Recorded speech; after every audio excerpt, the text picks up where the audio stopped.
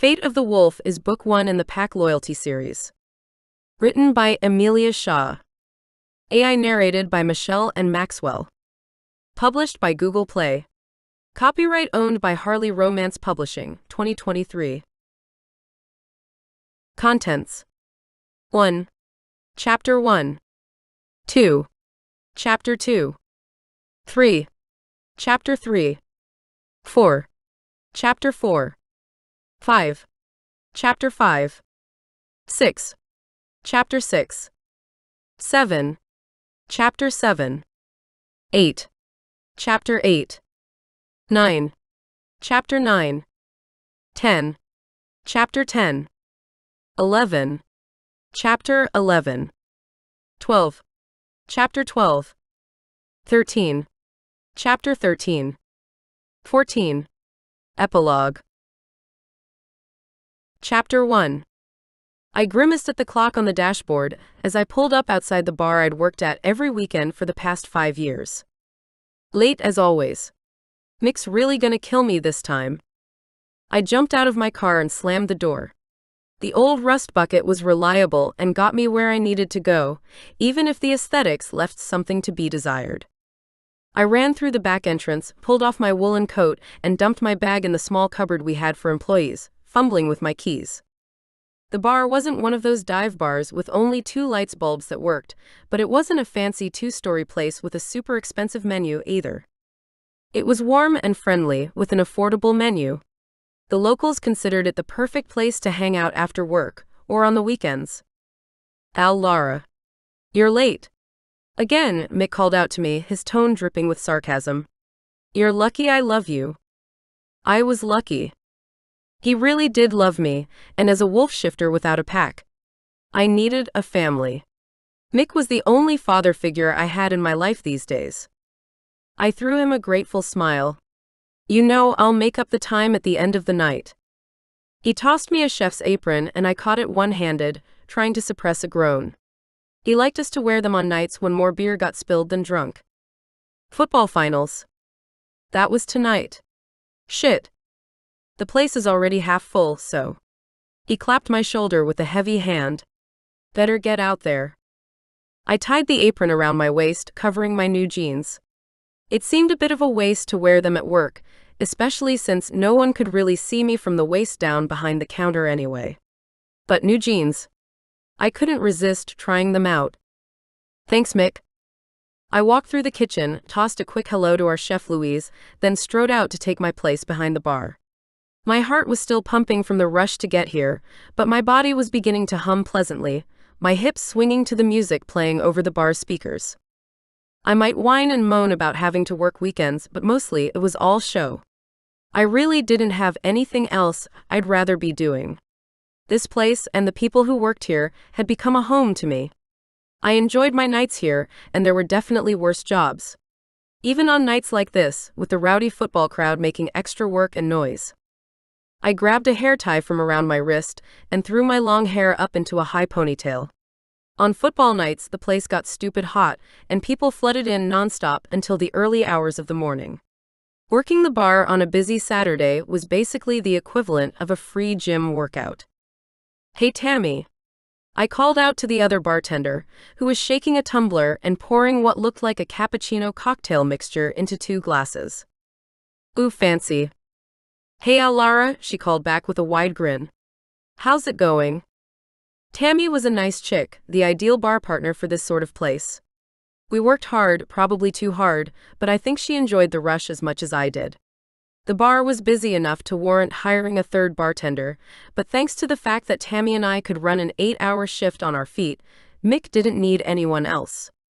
Being a wolf shifter meant I had a fast metabolism and more strength than a non-paranormal human. I could work hard without really feeling it physically. Tammy was driven by pure energy. There was no paranormal in her, but she still worked like a Trojan, I assumed, just because she could. She was awesome. Hey, can I get 2 brewskis? A guy called out, shaking me out of my train of thought. He threw a 20 on the bar in front of me. I stopped a sigh from escaping just before I politely plastered on my work face. No rest for the wicked, or so the saying went. Of course. Can I get you anything else? I asked, jumping into work. I didn't stop for hours. People just kept coming through the door, and I kept running, pouring glass after glass. Beers and wines and more beers, and the occasional cocktail for a stray hen party reveler foolish enough to come to the bar on a football night.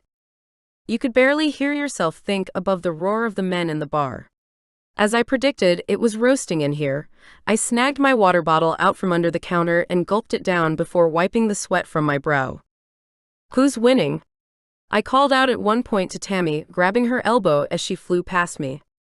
She rolled her eyes and laughed. You can't tell? I winked at her, grinning, and let her disappear back into the crowd. She knew I wasn't a football girl by any stretch, but living in Nebraska meant you had to follow a team, and know the rules well enough to follow along. Hey, gorgeous.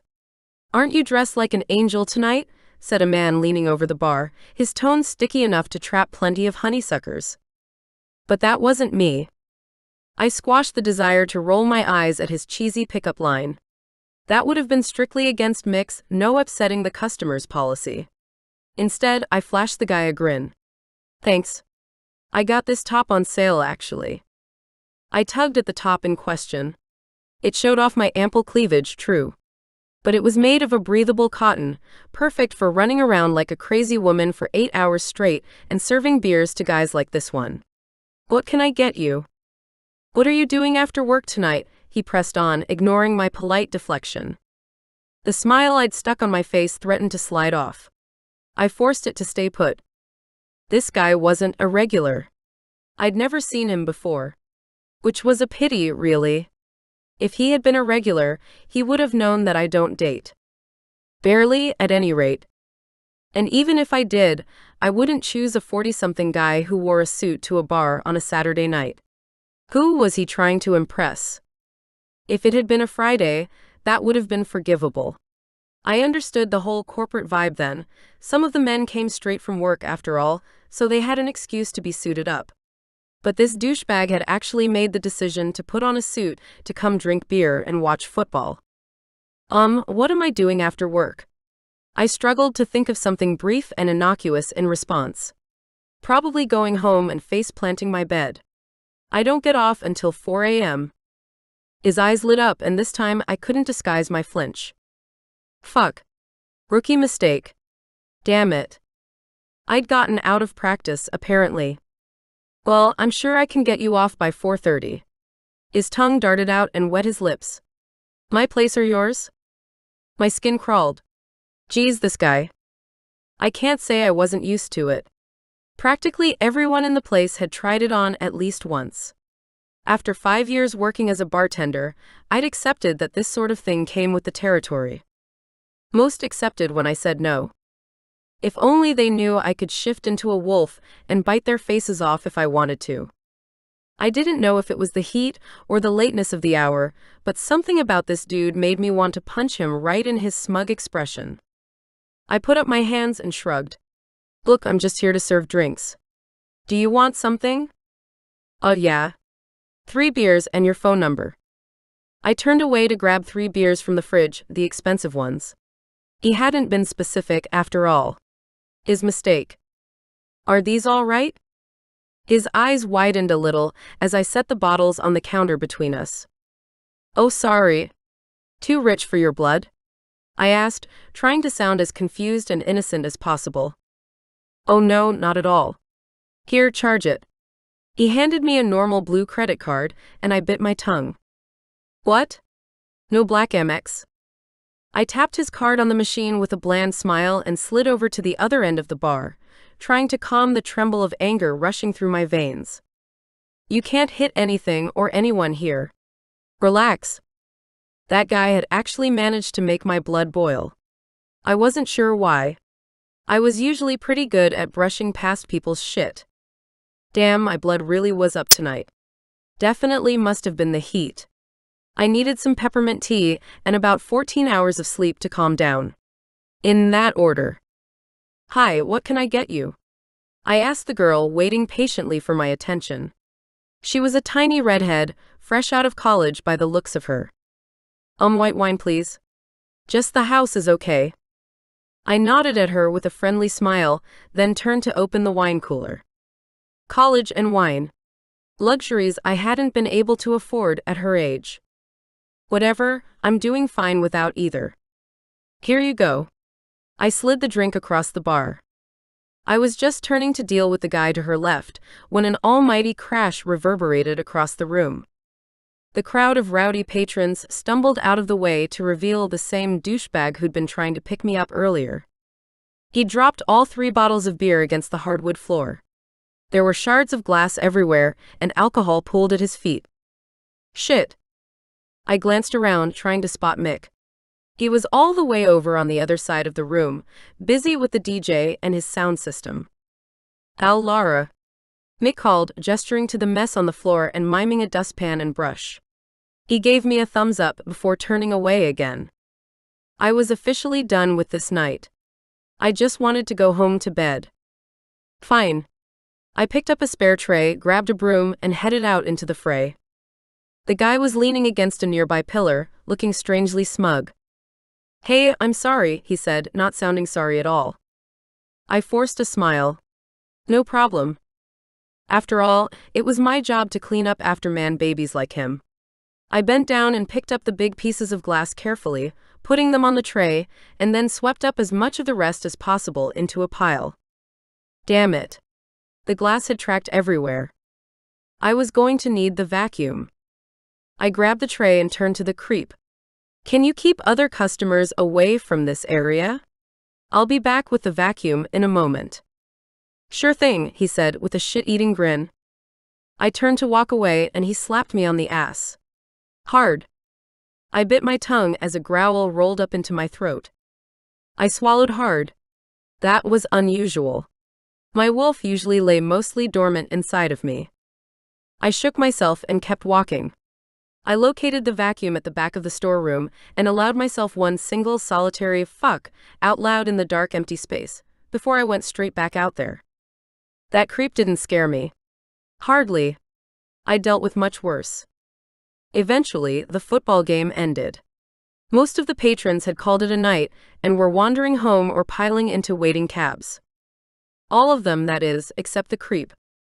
I'd kept an eye on him after the beer incident, but he mostly kept a low profile for the rest of the night. Foolishly, I let my guard down, deciding he wasn't worth the stress. If he wanted to nurse his beer in an empty bar, fine. Not my concern, I'd get to kick him out soon anyway. Finally, there were only 2 customers left. The creep and some guy slumped over in a booth in the back corner. Almost done. As I wiped down the counter, I noticed the creep harassing Tammy over by the DJ booth. She'd gone out to collect the empty glasses. He was pressing her up against a pillar, tugging at the tray in her hands. Ah shit. My heart began to pump faster. Harder. Tammy was no wilting lily, but she was no wolf shifter in hiding either. Hey Mick. I called out, but he was nowhere to be seen. I ducked my head around the kitchen door. Louise, you seen Mick? Not for a while. Louise furrowed her brow, stacking plates onto the draining board. Bathroom, maybe? Do you mind keeping an eye on the bar? Tammy needs help. Louise narrowed her eyes, understanding my tone. Sure. She came out of the kitchen with me as I re-entered the bar area and marched across the floor. The creep had succeeded in tugging the tray out of Tammy's hands and was leering over her, getting right up in her face. His breath probably smelled horrible. Please, Tammy was begging. Stop. She shrank back against the pillar, trying to fend off his groping hands. My wolf instantly rose, sensing danger to a member of my adopted family. I reassured her enough that she settled, albeit uneasily. I can deal with this, I told my wolf. He's just another creep who needs to go home and sleep off his stupidity. Hey. I poked him hard in the shoulder. That's enough now. Piss off. He glared at me, his eyes bleary and bloodshot. He reeked of alcohol. You had your chance. I'm going home with this one. Over his shoulder, I caught Tammy's eye. The look of horror on her face had my heart pounding and my wolf racing straight back up to the surface. No fucking way. I don't think so. I grabbed his arm and yanked him away, giving Tammy the chance to scuttle to safety. "I'm calling you a cab. Come on, let's go." I did a quick scan of the room. Damn it, where'd Mick go? Patrick, our security guard, was missing too. He was probably outside making sure the drunk patrons got into cabs instead of wandering toward their parked cars. "You little bitch." My attention snapped back to the problem at hand. The hammered, infuriating asshole of a problem standing in front of me with an irate expression. "You let her get away." Get away? My jaw dropped. "She's not a fucking rabbit, dude. You're not out hunting." The veins on his neck bulged as he clenched his teeth. He wanted to hit me. Well, good. Just try it. Please. Give me an excuse to break your teeth. I held my ground. "I suggest you leave now before I call the police." I turned away but didn't get very far. Wide hands reached out and grabbed me, hauling me backwards. I could feel his soft belly pressing against my back. His beer breath brushed my cheek. "You jealous girly? That your problem?" I tried to lean away from him, but he held on tight. I felt a hot wetness sliding over my cheek, slithering behind my ear. He had his tongue on my face. That right there was the last straw. I shoved away from him as hard as I could and twisted around to face him. He stumbled backwards, a look of shock on his stupid face. Shock that turned almost instantly to rage. As his fists clenched and he started toward me, I roundhouse kicked him in the belly. He flew backwards and collided with the pillar behind him, clutching his stomach. "What the fuck?" He wheezed. "Good. You're crazy, bitch." When he stumbled to his feet and staggered forward, his dark eyes were filled with hatred. His fingers tightened into a fist, and he aimed what looked like a forceful haymaker at my head. "Shouldn't signal your punches like that." I ducked under him and came up with a swift uppercut to his jaw, listening to the satisfying crunch it made as my fist met bone. Unfortunately, I hadn't put enough force behind the punch. He didn't go down as I'd intended. He just staggered sideways, off kilter, and fumbled for a bar stool to hang onto. "Who the fuck do you think you are?" he hissed. "Stupid bitch." My strength didn't exactly match that of a normal human woman, especially one my size. He was clearly too drunk to register what I really was. I grinned. That was his biggest mistake. He got to his feet and tugged on his suit jacket, stumbling away and weaving through scattered bar stools. He mumbled to himself as he went, but I didn't bother to listen closely to what he had to say. Instead, I moved cautiously back behind the bar, watching his progress. To my relief, he made a beeline for the exit and cursed as he yanked the door open with more force than necessary. Before he could walk out into the night, however, someone stepped in front of him, blocking his path. We dimmed the lights in the bar hours ago, and at first I could only make out the man's silhouette against the darkness. I could tell that this guy was big, though. Bigger than the creep by a long shot, with a broad chest and shoulders. It was then that I recognized his flannel shirt. The guy from the booth. In the rush to help Tammy, I'd forgotten he was still here. He wasn't slumped in his booth anymore. He wasn't swaying like the creep, either. On the contrary, he moved with the deliberateness of someone who was completely sober. He leaned forward, saying something to the creep in a low voice. His face caught the light, and I got a good look at him at last. "God damn it. You," I whispered. My heart sped up at the sight of someone I had never thought I'd see again. Before I could process my thoughts or emotions, the creep swung his fist at the newcomer.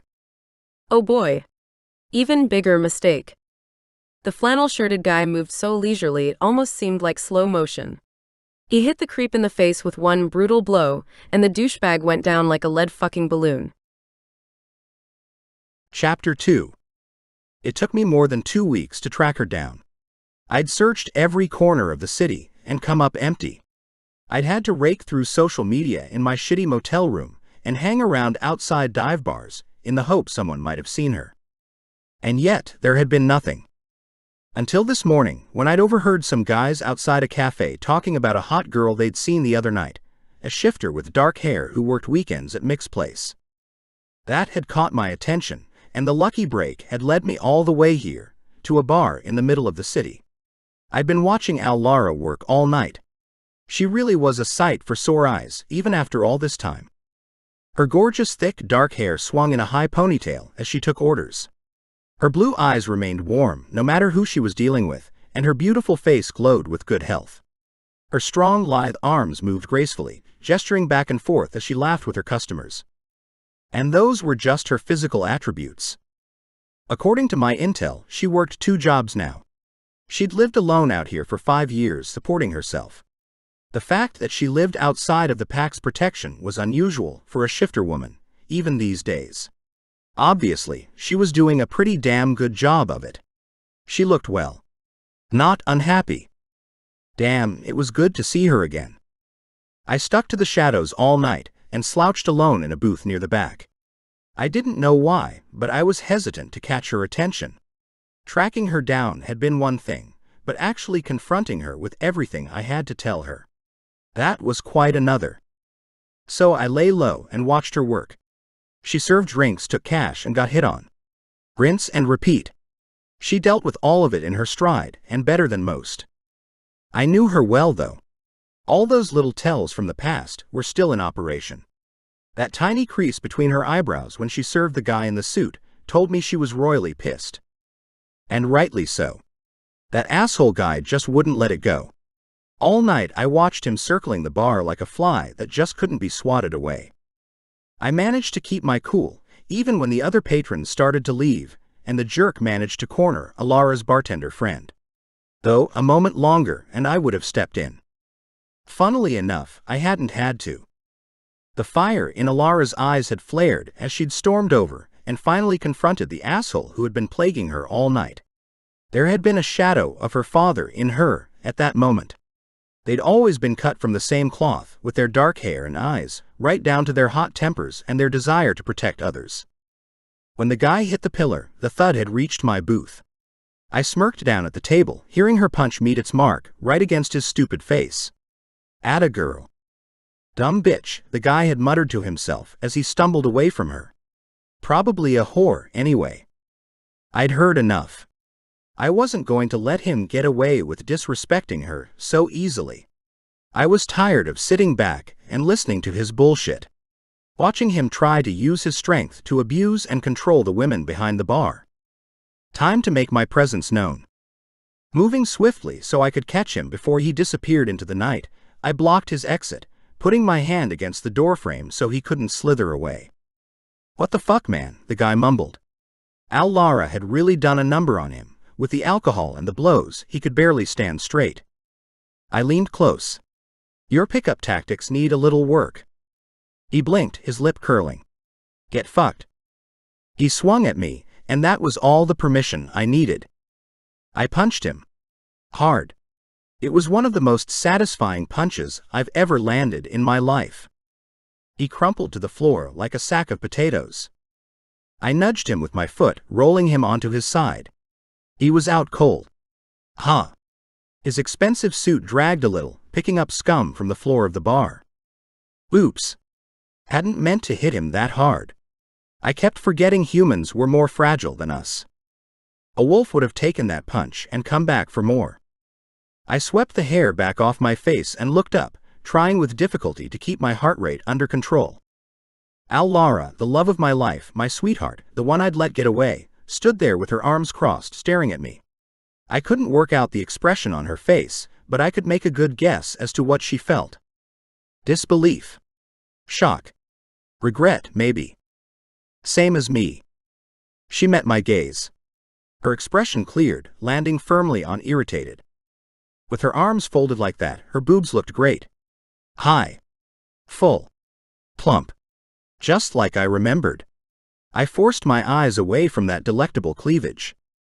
I had it under control, Reed, she said, foregoing a greeting. She hasn't changed. Always did cut straight to the chase.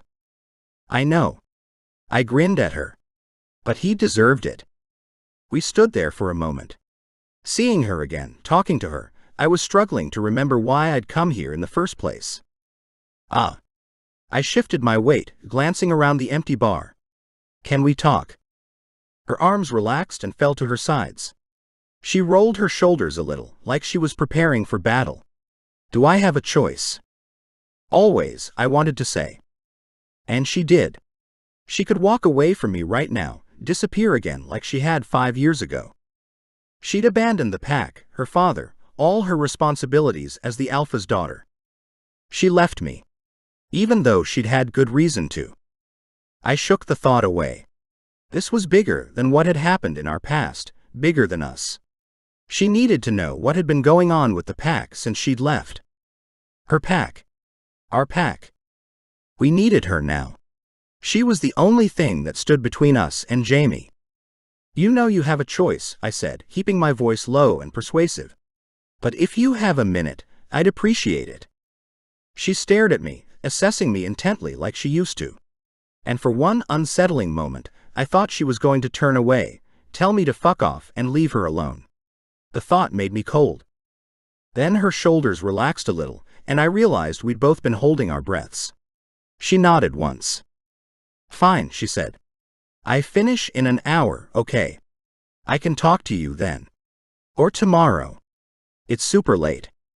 I couldn't wait any longer to speak to her. I'd been waiting all night. Longer than that, really. 5 whole years. I wasn't tired. Far from it.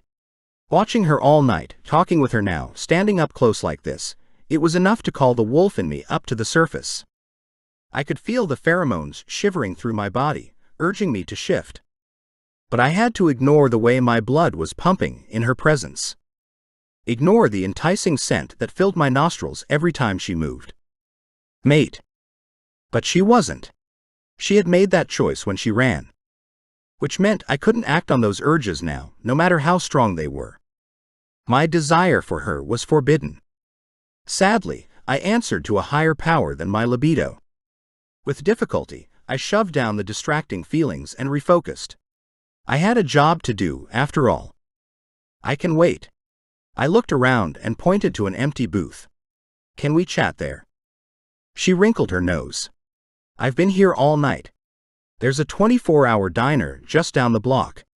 I'll meet you there, okay? Sure. Lara turned away, heading back to the bar and picking up a tray. Conversation closed then. It was about what I deserved, anyway. I stared down at the unconscious guy at my feet, half wondering if I should drag him outside. A bouncer appeared through the open door behind me, and TSKED at the sight of him, shaking his head. Friend of yours? I snorted. Hardly. With one final wistful glance toward Lara, I made my way out the door, leaving the creep and his future fate in the hands of the bouncer.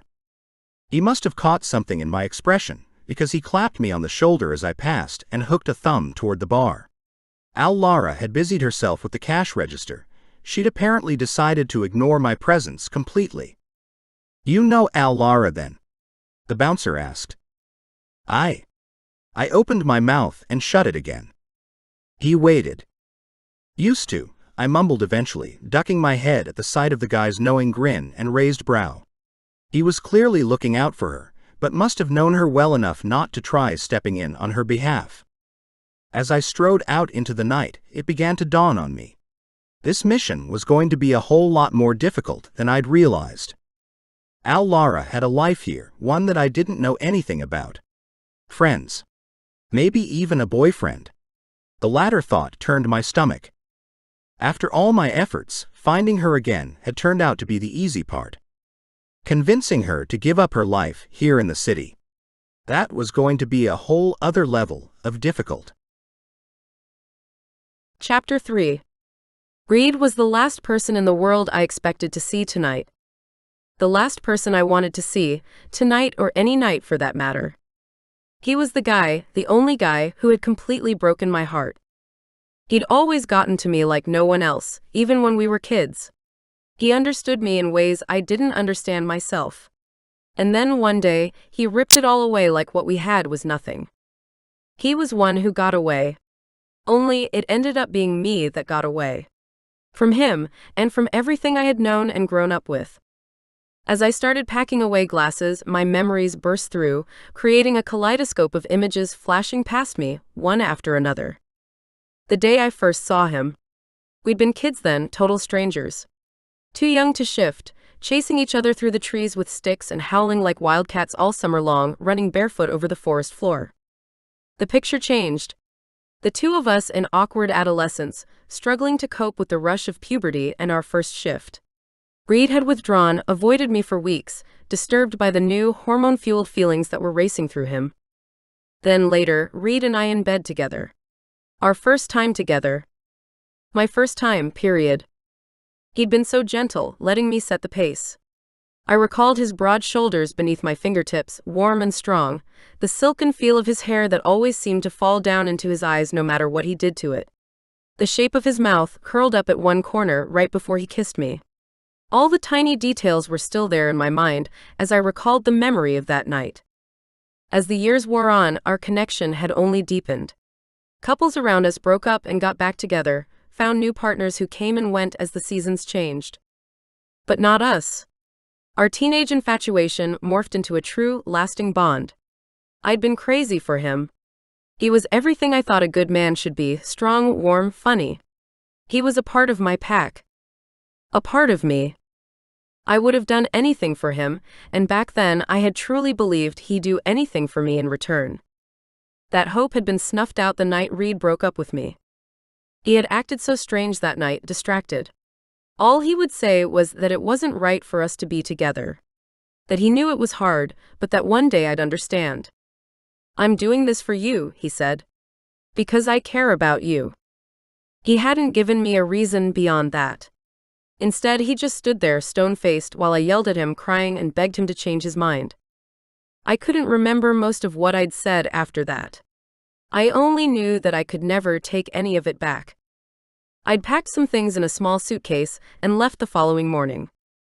I watched everything I'd ever known shrinking away from the back window of the cab as it drove through the trees. My pack, my people, my friends, my family. And now here he was. The person from my old life I'd fought hardest to forget. There was only one reason he'd track me down after all this time, and I knew it had nothing to do with him missing an old flame. Something must be wrong with the pack. Or my dad. That was the only reason I hadn't immediately told him to leave. I finished up my shift by putting away the final glass and glancing around to make sure there was nothing left to do.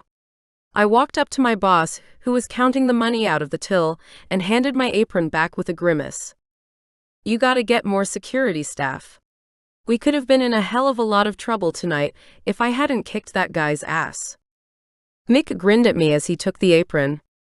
A girl waited for him at other end of the bar, gazing in his direction with big doe eyes. So that was where he'd been all night. "That's why I have you, kiddo." He ruffled my hair and I ducked away from him. He chuckled. "You're all the security I need. You know I do the work of 2 bartenders, right?" I stuck out my tongue at him. "You can't count on me for security too. That's just not fair." "Hey." As he handed me my pay, he pulled an extra 50 from the till and pressed it into my hand with a wink. "Thanks for tonight, hun." Tammy wandered out from the kitchen, wrapped up in her woolen sweater and hugging herself tightly. The ordeal had clearly shaken her. "Yeah, Lara. I owe you one." That was my problem, I thought with a sigh. My famous protective streak. I couldn't walk away from people who needed me, and everyone knew it. Even people who had crushed my heart under their heel for no good reason, then turned up 5 years later as if nothing had happened. Damn it. I tried to tamp down my pulse rate, which surged at the thought of Reed waiting in the diner down the road. "I'll see you both tomorrow night, okay?" I managed to smile at Tammy and Mick and raised my hand in farewell. Hopefully, Sunday night would be quieter and far less eventful. Pulling on my long woolen coat, I shook my hair free from its ponytail and walked out into the crisp night air. I smelled Reed immediately. The intensity of his wolf shifter pheromones mingled with his cologne and an underlying scent that definitely hadn't changed in the 5 years since I'd seen him. The evocative smell melted the years away, and I had to stifle the moan that rose up from my chest. I would never get enough of that scent. I would never forget it, either. "I thought I'd walk with you," he said, the voice coming out of the darkness. I startled, then looked to the right where he was leaning against a brick wall, his head cocked at a sexy angle like some sort of underwear model about to strip off. Okay. I shrugged like it didn't matter either way, though my heart was thudding through my winter layers. No problem. I stuck my hands into the pockets of my coat and began to walk. I loved how dark the nights became at this time of year. The cold kept the city streets quiet and deserted, but there was still enough light from the stars shining brightly above us to see clearly enough to navigate. It was a pity we were surrounded by so many streetlights here. Without them, we'd be able to appreciate a lot more of the natural light. Still, this time of night after my shifts was the closest my concrete jungle came to the vast, glittering constellations I'd been used to seeing growing up. Reed and I had gazed up at those same constellations once. We had given them made-up names, and I picked out all the brightest stars, pointing them out one by one. I'll make them into a necklace, Allie. Just for you. Reed. I'd giggled. You can't make stars into necklaces. I can. He kissed the top of my head. For you I can. I promise. When I glanced in his direction, his head was tilted up toward the heavens. He glanced over, and our eyes met. Was he remembering those times too? It felt like a lifetime ago. The diner was up ahead, just around the corner. We kept walking in silence. Was he as weirded out by all of this as I was? I couldn't think of anything useful to say. I had a million questions rolling around in my head, but my mind turned blank every time I tried to reach for one. His presence alone was intoxicating. We walked close enough that I could feel the radiant heat from his body, and our hands were inches away from each other as we reached the end of the block. I tried to tell myself that it didn't matter how sexy he was or how much heat he put out, inviting my hands to touch and explore. Reed and everything I had ever loved about him was in my past. And that's where he needed to stay. My body wasn't listening. Heat pulled in my lower belly and my skin tingled. My heart thumped and blood pounded in my ears. I began, then fumbled when he caught my eye. It's right here. The bell jangled when I opened the door. He inclined his head, indicating that I should go first. After you. A reluctant smile twisted my lips. What could I say? The guy was a gentleman. He was exactly as I remembered him, and I knew we'd be standing here all night while he pushed to do the right thing. He always had. Which was why our breakup had felt like such a betrayal. The thought pulled at my stomach, and my smile faded as I walked into the diner. Hey Penny, I called out to the waitress standing behind the cash register. Got room for 2 more? I'd known Penny for 5 years, ever since I started working for Mick. She was tough, like me, and she'd helped me out of some tight corners when I first arrived in the city. Thou Lara, hi. Penny's gaze darted around the empty diner, and she chuckled. Yeah, I think we can squeeze you in. I started toward my favorite booth at the front of the shop. She raised an eyebrow as if noticing Reed for the first time and liking what she saw. Her eyes widened and her brows waggled at me. Want some menus? Maybe a candle? I gave her a frown, trying to quash where her thoughts were obviously headed. Menu, yes, I said, sliding into the booth. Candle, definitely not. Reed sat down opposite me and drummed his hands against the table. You come here a lot? Yeah, it's kind of the only decent place open after I finish work, I said. I'm usually wired and starving, so I need someplace to relax before I head home. After not being able to speak at all, now I was talking too much, too fast. Trying to fill the empty space between us with words. His presence in the city felt like a bizarre fever dream, my old life crashing gracelessly into my new one. Part of me worried that if I blinked, he might melt away. Night shift munchies. Reed nodded. Makes sense. Huh. For us, it didn't make sense at all. The wolf shifters of my old pack weren't nocturnal creatures at all. They hunted, fought, and conducted their business in the daylight hours. Up with the sun, down with the sun, as my daddy always said. Reed must have been feeling pretty shitty having to stay up so late to talk to me. Maybe that was the reason he was acting so oddly. He hadn't met my gaze once since we'd sat down. You want some coffee? I asked. No thanks, he said. I'll be bouncing off the walls till dawn if I have some now. Penny came up to our booth with the menus. She looked Reed up and down like she'd never seen a man before. Or at least, not one that good-looking. She turned to me and mouthed, "Who is he?" Later I mouthed back, hiding my face behind my menu. Reed was paying us no attention, however. He was fixated on his order. She shrugged, but her eyes glinted with interest nevertheless. The usual, Lara? I couldn't blame her for being curious. Reed didn't exactly blend in with the city suits. I'd never even seen him wear a tie. His flannel shirt and beat-up leather jacket made him stick out around here, and his height and broad physique only accentuated his striking looks. It wasn't my style to bring random men to my favorite diner at the end of my shift, and Penny knew it. I would have to give her a rundown later. That'll be an interesting conversation. I nodded. Yes, please. Blackberry tea and a piece of pecan pie. My reward at the end of a long, exhausting night. Predictably, Reed ordered half the menu. I laughed at him when Penny walked away and propped my chin in my hands, resting my elbows on the table.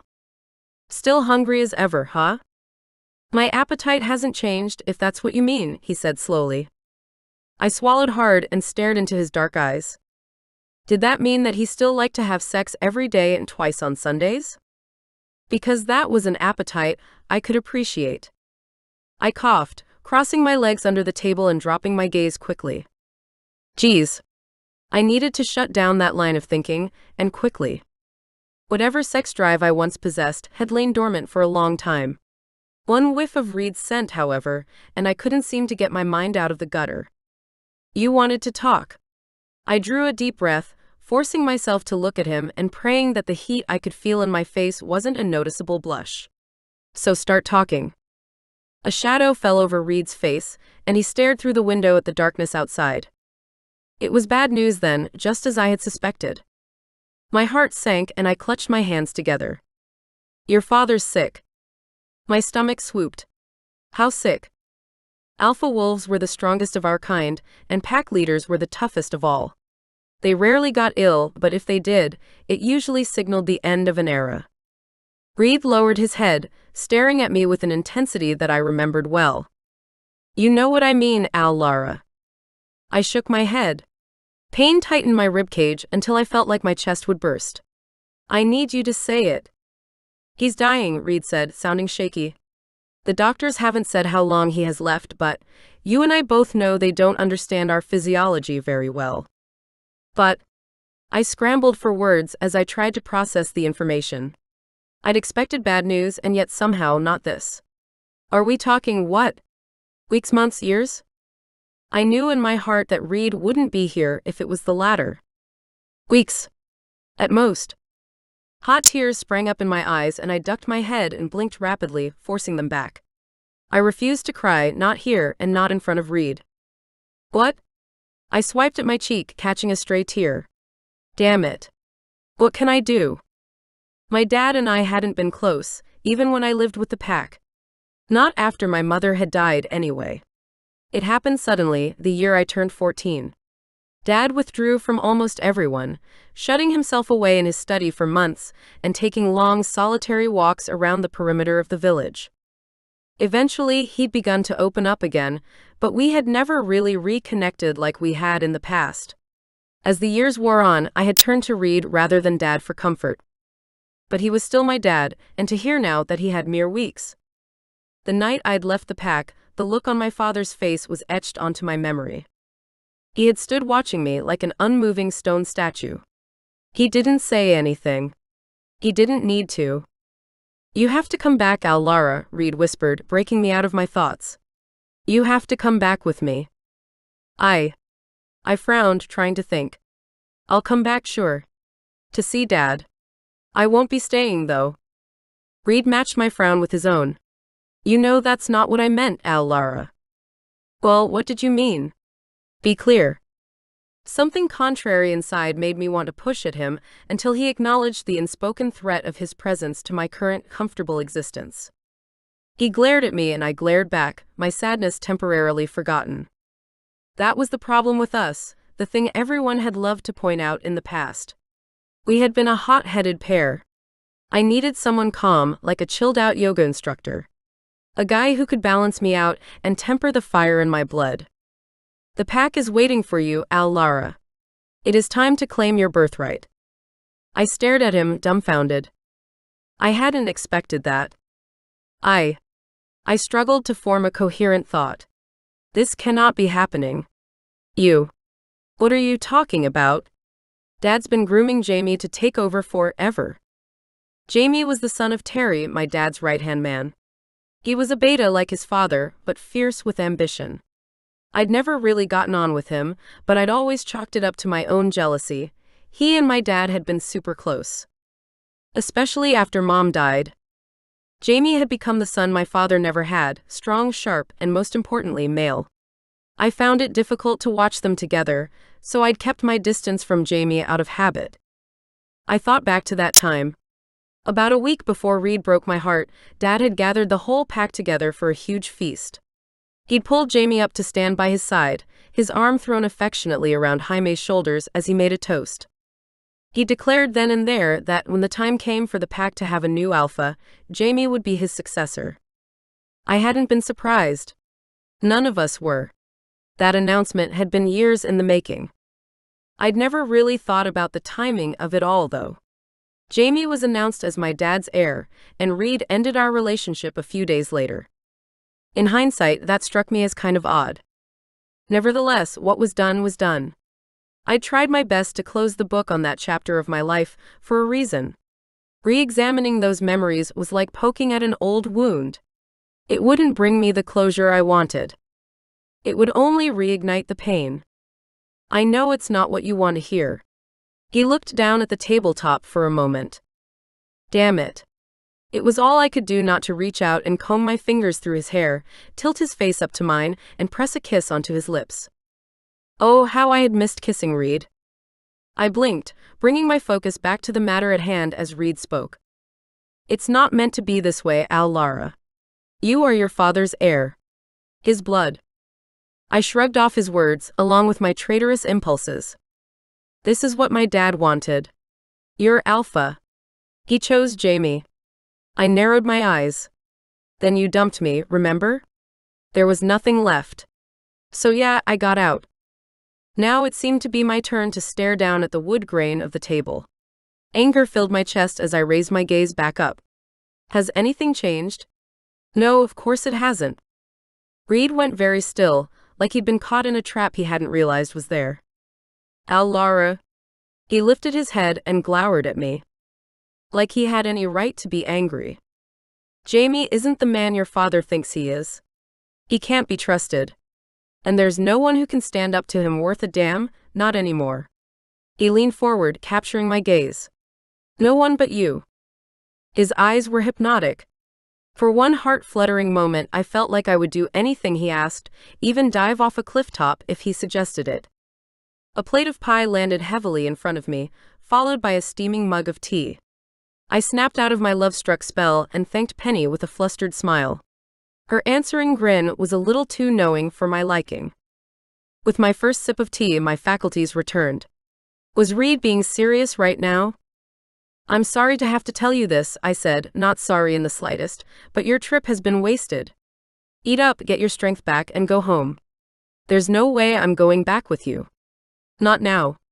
Not unless Dad's really that sick. He had the gall to look confused. Why not? I'd been about to take my first bite of pie.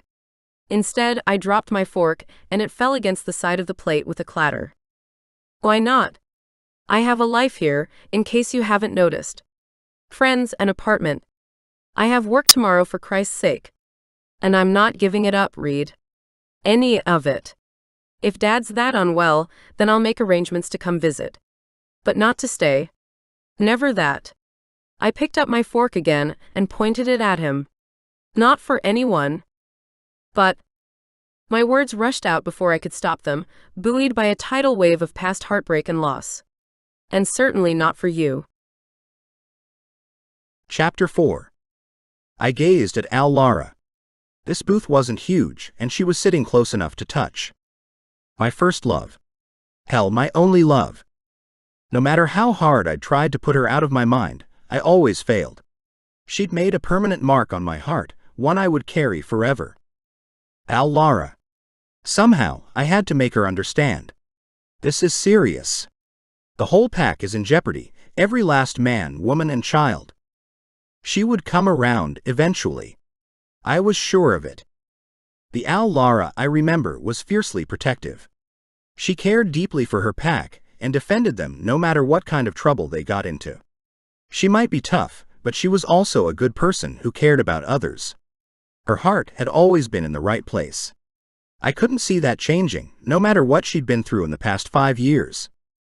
The way she'd punched that guy in the face for her friend tonight. That was Lara all over.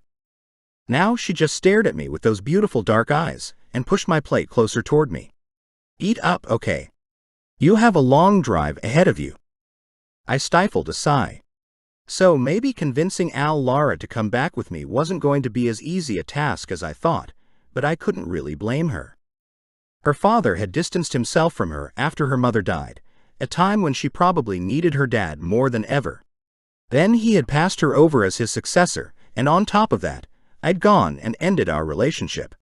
5 years ago, every link she had to the pack must have felt like they had been broken, one by one. She must have felt abandoned by everyone. I hung my head. There wasn't any point ruminating on the past. I had to focus on the situation in front of me and consider the future. I picked up my knife and fork and began to eat. The scrambled eggs were light and fluffy, the bacon crunchy and fatty. Just how I liked it. Focusing on the food gave me time to gather my thoughts and figure out how best to play this. Lara matched my silence, though I noticed she only picked sporadically at her pie. No matter what she said, I could tell my news had upset her. She hadn't changed much. Still beautiful, stubborn, and fiery. Everything I remembered. Everything I loved. If I moved my leg under the table even slightly, it would brush against her calf. The prospect was enticing, but there was something in her eyes that made me hesitate. Her eyes had changed. They used to glow when she looked at me, lighting up her whole face with a radiance that took my breath away. I hadn't been naive enough to expect to find the love-struck teenager I'd once known. I knew that time was over and that she had buried her teenage notions when she left all those years ago. But I hadn't expected the loss of innocent young love to sting this much. She was so close to me, but her face was pale and blank. Her cold demeanor separated us far more than this table. It made me feel like the miles still stretched out between us. I didn't know how to get through to her. I didn't know if I could. Suddenly, the Lara I'd known seemed like a figment of imagination I'd dreamt up, a ghost from a happier time. One that was not even real. Once I'd eaten the breakfast plate and the French toast, my hunger began to abate. I moved on to the basket of fries, eating them slowly and stirring my milkshake. Time to try a different angle, I guess. So, I leaned my elbow on the table. Tell me about city life then. Since you love it so much. What's so great about it? She smiled tightly, but the show of humor didn't reach her eyes. I do love it. She drew a shaky breath. I work at an elementary school during the week, helping children with reading issues. And I work weekends at Mick's Bar. I've got a lot of friends out here. Good people. They really, helped me through stuff. I nodded, ignoring the twinge of guilt in my chest. Did they help her through what I did to her? You live alone. Do you have a boyfriend? I desperately wanted to know. I sensed the question wouldn't be a welcome one, though. Yeah, I do. She looked down at her empty mug, hair hanging over her face. With a jolt, I thought for a second she had confessed to having a boyfriend.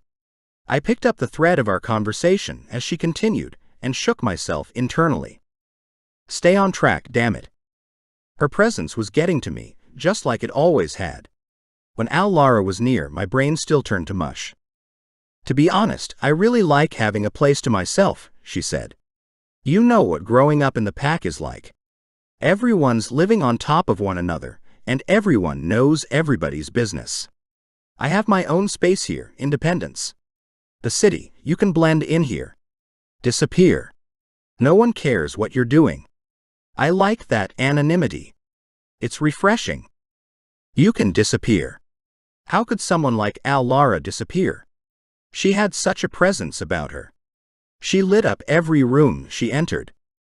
Still, I could see why the city held its charms for her. If she hadn't felt welcome at home, the close-knit pack atmosphere would have only magnified the problem. She must have felt trapped. Especially after that night. You don't love me anymore? Something broke inside me at the forlorn note in her voice, but I kept my gaze stoic and controlled. I've made up my mind, Lara. Shoving down the past with some effort, I managed to catch her eye once more. Lara. You gotta come home, okay? Even if it's just to spend some time with your dad. Her lovely face crumpled. I hated having to be the one to hurt her, again, but it had to be said. Her father was dying. I have some leave due. She sighed, fiddling with her fork. I'll apply for some in the next few weeks. What? No. That might be too late, I snapped. Her face blanked, then her eyes narrowed as she glared at me. Dad hasn't contacted me in 5 years, Reed. 5 years. Not once since I left? He never even checked to see if his own daughter was still alive. Do you know how that feels?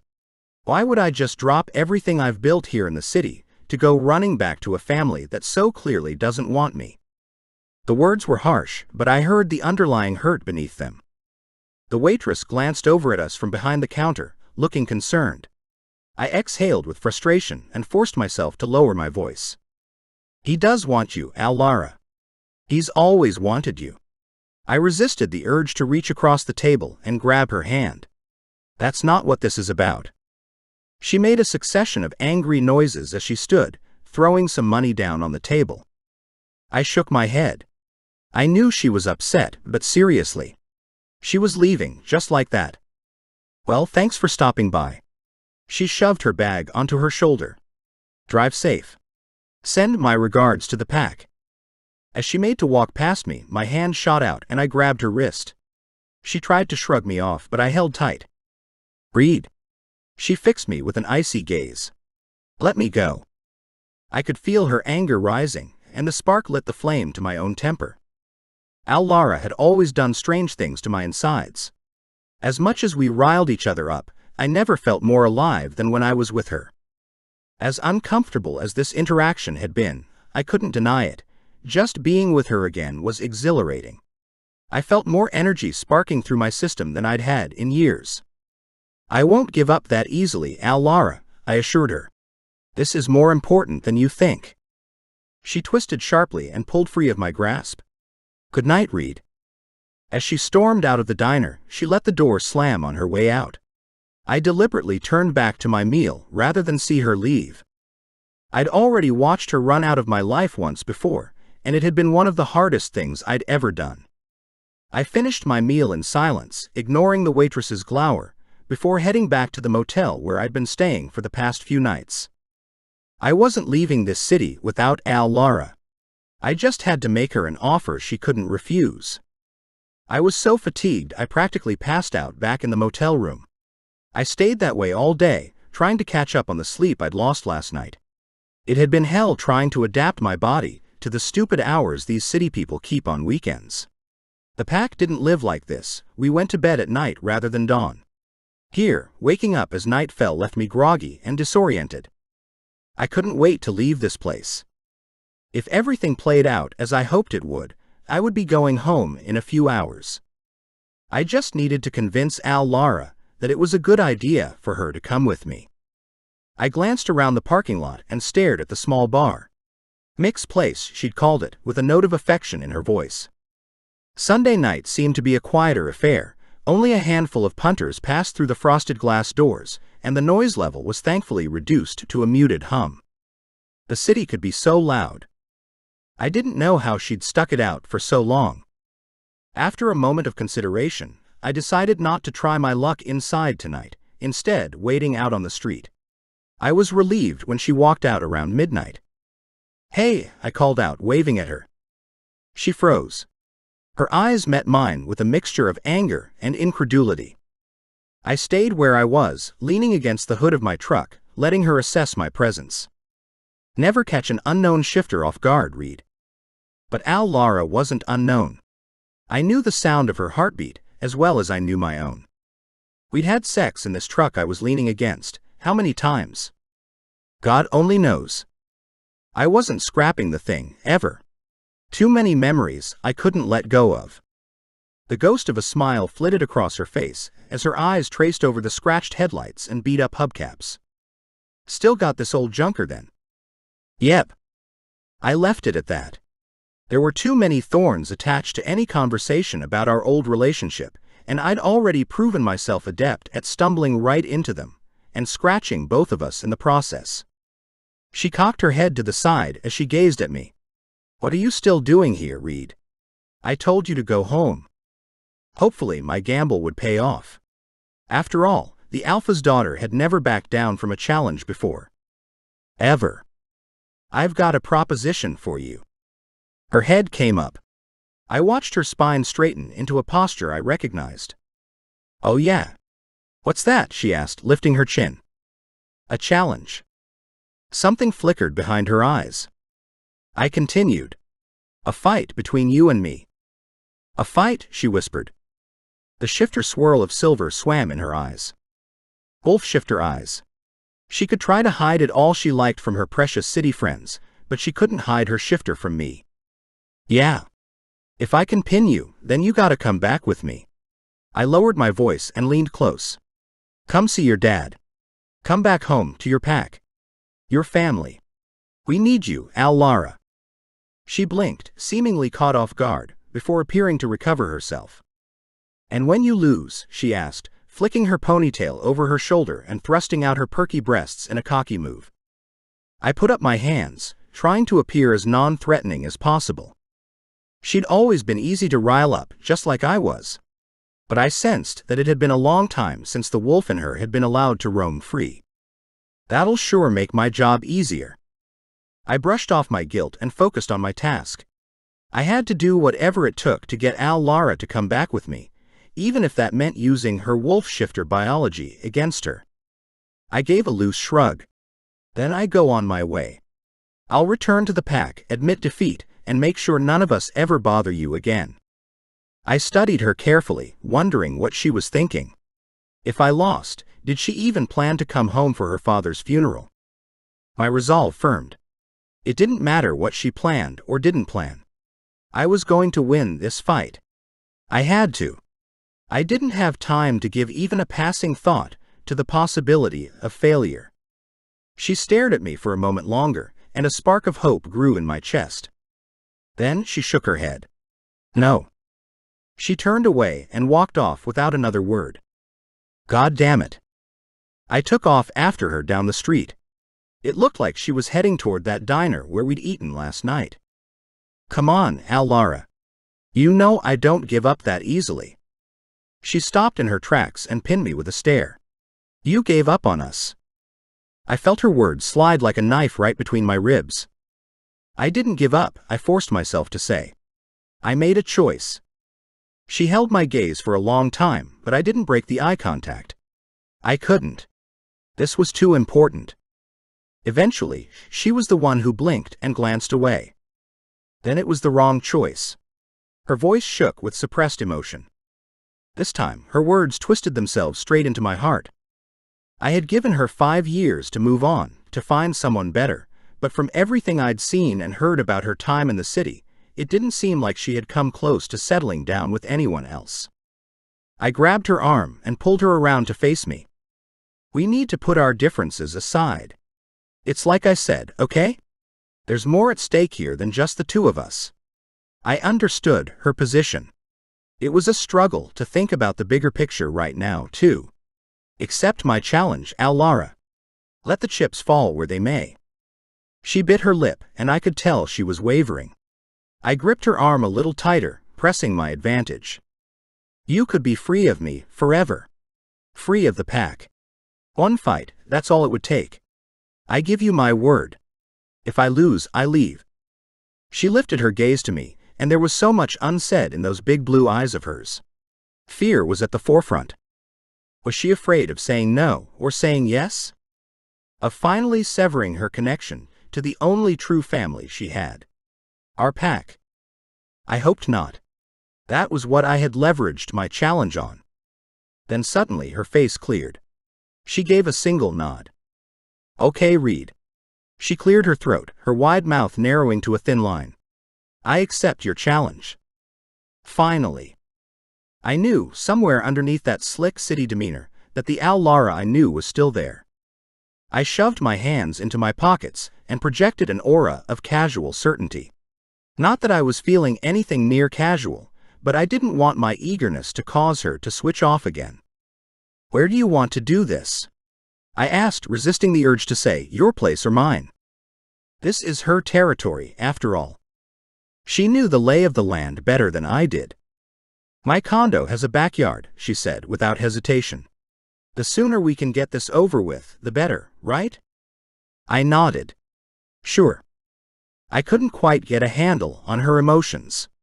One moment she seemed ready to kick me to the curb and send me packing, and the next, I could swear she seemed almost excited by the prospect of letting out her wolf.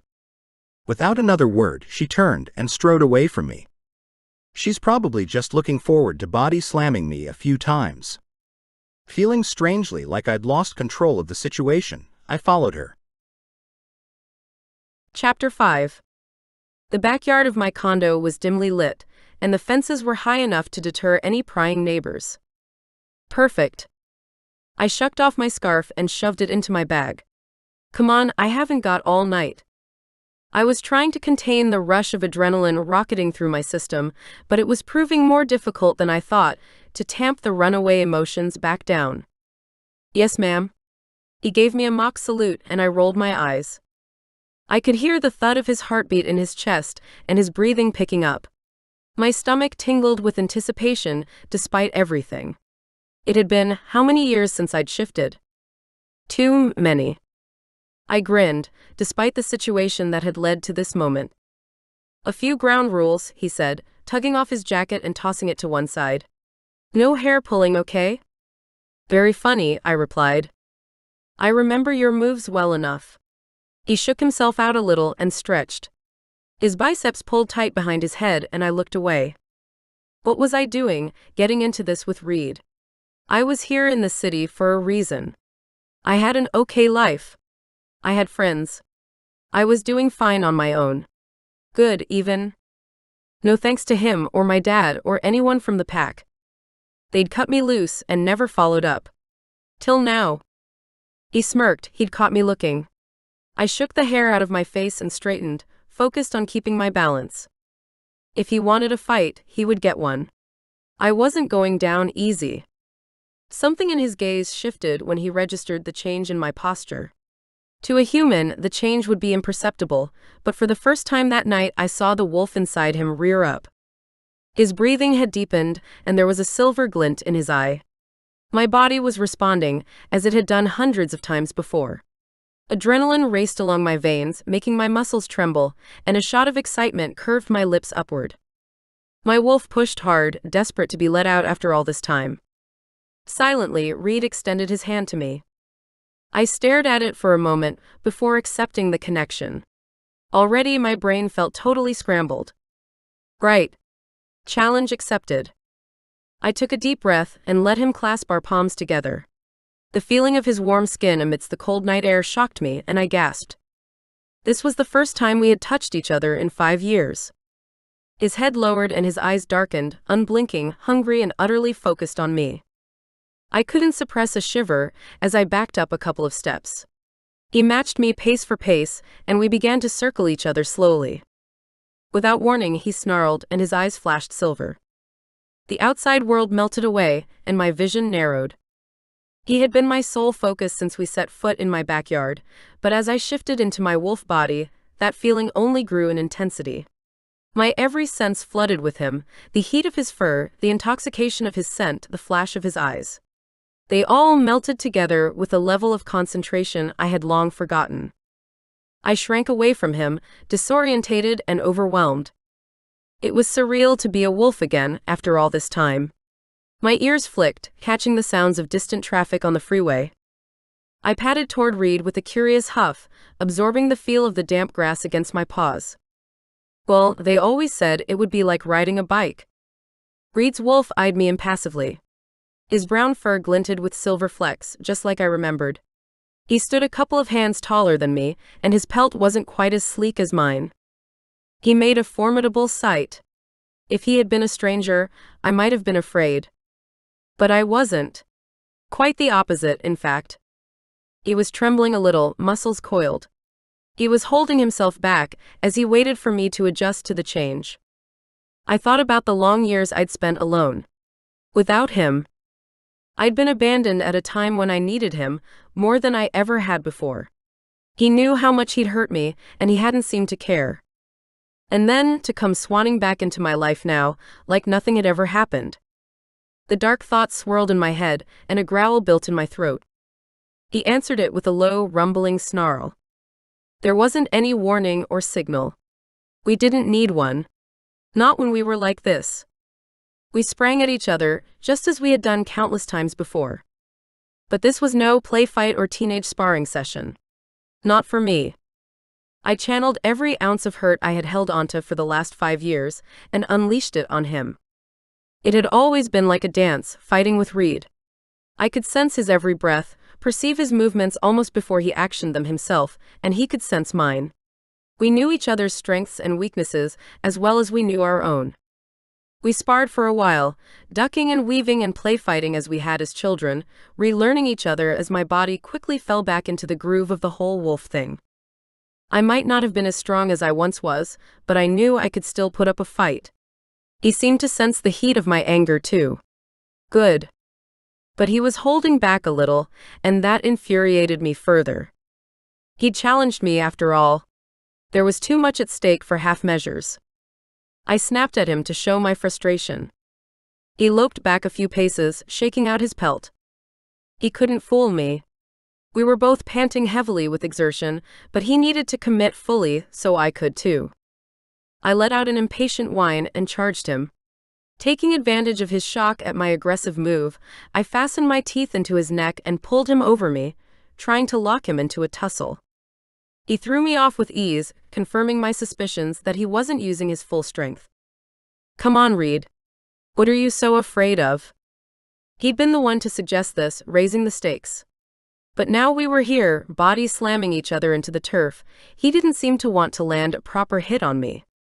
Finally, it dawned on me. He was worried about hurting me. I snorted.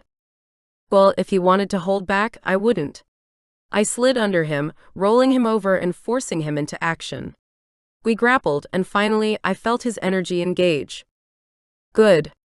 If I won this, I wanted it to be on my own merits, not because he wouldn't commit. Neither one of us managed to gain the upper hand. His body pressed itself against mine, eliciting all kinds of long-forgotten sensations. He wasn't going easy on me anymore. He was finally exerting his full strength. I had to use every trick I had to keep him from getting close enough to pin me down. We drew apart and he shook himself out with a rumbling growl, glowering at me. His eyes darkened, and his pupils grew larger so that only a sliver of silver iris was visible. Adrenaline pulsed through me. Perhaps he'd thought I'd go down easy. I hadn't been in my wolf form for a long time after all, and clearly, he had only grown in agility and strength. I still had a key advantage over him. Alpha blood ran through my veins. We were more evenly matched than he'd bargained for. His sudden attack caught me off guard, knocking me to the ground. I twisted out from under him, and we rolled over and over on the grass before thudding into the side of the fence, hard enough that splinters of wood flew everywhere. Oops. So much for keeping a low profile. For a split second, I had him exactly where I wanted him. His head pushed into the ground and he relaxed under me, huffing out a breath. I breathed out too, relief crashing over me. I had this. Acting on instinct, I leaned down and nuzzled at the side of his throat. In a flash, he flipped us over and pinned me to the ground. Enraged, I snarled and snapped up at his neck, struggling against him. To no avail. I didn't have him, after all. Far from it. Instead, he had me exactly where he wanted me. I should have walked away while I had the chance. Everything about him, his voice, his scent, his eyes, had made me weak. Alpha blood or not, I suddenly realized I never stood a chance. The fight drained out of me, and I felt my body start to shift, melting back into human form. Above me, Reed's wolf form faded too, until I was staring up into wide human eyes. I wasn't struggling anymore. The shock of transformation drained me of any fight I had left. At any rate, he'd won. He had me pinned. His bare skin was hot against mine. In a rush, I remembered why it wasn't a good idea to shift into wolf form wearing clothes. There were probably torn pieces of clothing littering the grass all around us. Those were my new jeans. It was a minor annoyance in my current position, but still. The silver in his eyes faded to their usual dark gray, though they were still burning with heat. The expression of desire on his face was one I remembered well. Our mouths were mere inches apart. Involuntarily, I licked my lips, and his gaze dropped immediately to my mouth. He looked like he'd forgotten why we were tangled together like this. He wasn't making any move to get up, though. And I wasn't making any effort to push him off me.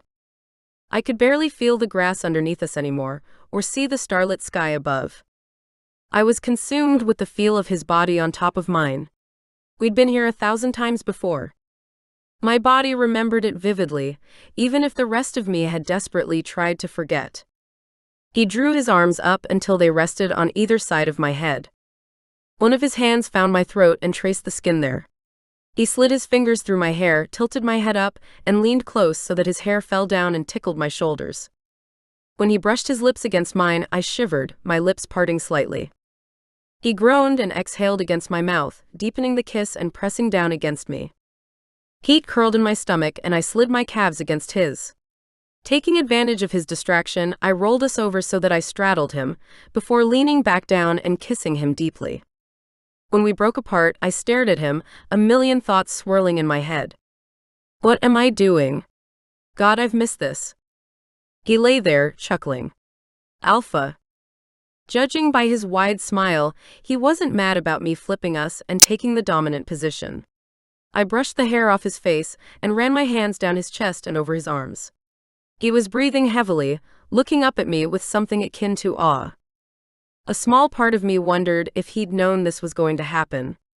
An even bigger part of me screamed to get off him before I did something we would both regret. His hands wrapped themselves firmly around my hips, and I snapped back to the moment. He was waiting for me to make the call. Screw it, I thought. In for a penny, in for a pound. My fingers tangled in his hair, and I dragged him up to meet me in another messy kiss. Chapter 6. Reed. Our fight had gone in my favor, just as I knew it would. Lara was still fiercely strong, and faster than any of the other women in the pack, but I had the edge of determination and raw strength on my side. And a point to prove. Kissing her hadn't been part of my game plan, though. It's been too long, the wolf in me snarled. Take her right now. Her hands threaded into my hair, and she pulled me up toward her again. I went willingly. No hair pulling. I wound my arms tightly around her as she kissed me. A surge of desire caught me, and I moved her off me, jumped up, and then pulled her to her feet. I lifted her against me, and she instantly wrapped her legs around my waist, holding on like a limpet as I carried her to her patio door. After a little fumbling to find the handle, I managed to open the door one-handed and carry her inside. The tiny shred of reason left inside me screamed at me to stop, to back away right now, leave. This wasn't meant to happen. This was the one thing that wasn't meant to happen. Every second I held her in my arms, I was breaking down all the barriers that had kept me apart from her. Barriers I knew had been put in place for a reason. I had agreed, hadn't I? She wasn't meant for me. I knew that. She never had been. But if we kept going like this tonight, then the strings that had once tied us together would be hopelessly tangled again. And this time, we might never be able to unravel them. Once my shifter impulses had kicked in, red mist had descended. Even though we hadn't been near each other for years, my body reacted to her touch as if no time had passed. Like we were a mated pair. Soul bonded. There was only one direction this was heading in, and it was a direction I couldn't continue to travel. And yet, I was powerless to stop. It had been so long since I felt whole. 5 long and lonely years. We stumbled through her dark condo, and I pressed her up against every surface we passed: her kitchen counter, the back of her couch, a nearby wall. She nipped at the skin between my shoulder and neck, and I growled with impatience, before finally pushing her up against the door she whispered belonged to her bedroom. Chapter 7. I rolled over in bed and felt the unfamiliar weight of another person lying next to me.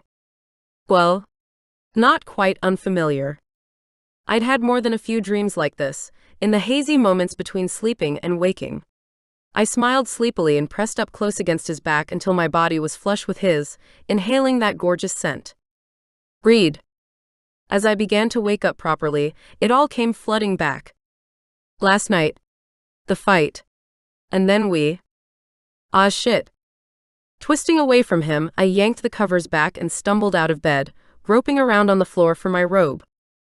I cursed myself for being so stupid, for letting him get to me like that. No matter how carefully I stepped, it seemed I couldn't help myself when it came to him. You helped yourself last night, said a voice in my head that sounded suspiciously like Penny's all-knowing tone. I grimaced at the memory. On Sunday afternoon, I'd swung by the diner to grab a coffee and fill her in on Reed's sudden reappearance, followed by the disastrous meal we had shared there the night before. Penny was one of the few people in my new life who knew the truth about who I was and where I'd come from. This had made explaining the whole Reed thing easier in some ways, and much, much harder in others. So he's what? An ex-boyfriend of yours? I nodded, stirring my coffee. I guess you could say that. Penny's expression grew contemplative. That explains the weird tension then. Wait, I thought shifters mated for life. I cringed. He's not my mate. He's just Reed. Huh. Penny looked skeptical. If you say so. I'd changed the subject, and instead regaled her with my bar encounter with the creep who had harassed Tammy. Penny seemed to take the hint, though I could tell she had a million questions hovering on the tip of her tongue. Not that I was likely to have the answers for her. I thought I'd known where I stood. Now, it was like the ground beneath me had crumbled away, and I stood at the edge of a cliff, looking down at the jagged rocks below. When I walked out of the diner last night, I had wondered if Reed's and my brief reunion inside the bar was the last we would see of each other. I'd had no plans of returning to the pack until he dropped back into my life, after all. At some point, I would probably have visited the pack briefly to pay my respects to Dad, but up until yesterday, the thought of seeing Reed again had been too painful to contemplate. Perhaps I thought he would take me at face value and give up. It seemed hopelessly naive in the cold light of day. Reed wasn't the type to give up on anything that truly mattered. Like me seeing my dad before he died, obviously. I stared down at Reed's sleeping form, lost in thought. His brown hair lay fanned out over my pillows, his face buried between them. A heavy sleeper, just like I remembered. The smooth planes of his back were toned and lithe, although he had filled out since I'd last seen him. Having now reached his physical prime, he'd lost the rangy appearance of a young wolf shifter, and fully come into his adult power. He looked strange in my little apartment bedroom, like a puzzle piece that didn't quite fit. Shaking away my confusing thoughts, I grabbed a towel from the linen cupboard and after a second's hesitation, fresh clothes. I would change in the bathroom. I was better off leaving him to his own devices while I attempted to pull myself together. After my shower, I made coffee and toast, curled up at my kitchen table, and waited for him to make an appearance. It was a little after 8 when my bedroom door finally opened, and he padded into the kitchen. Steam trailed in through the open door. He was wearing one of my towels slung loosely around his hips.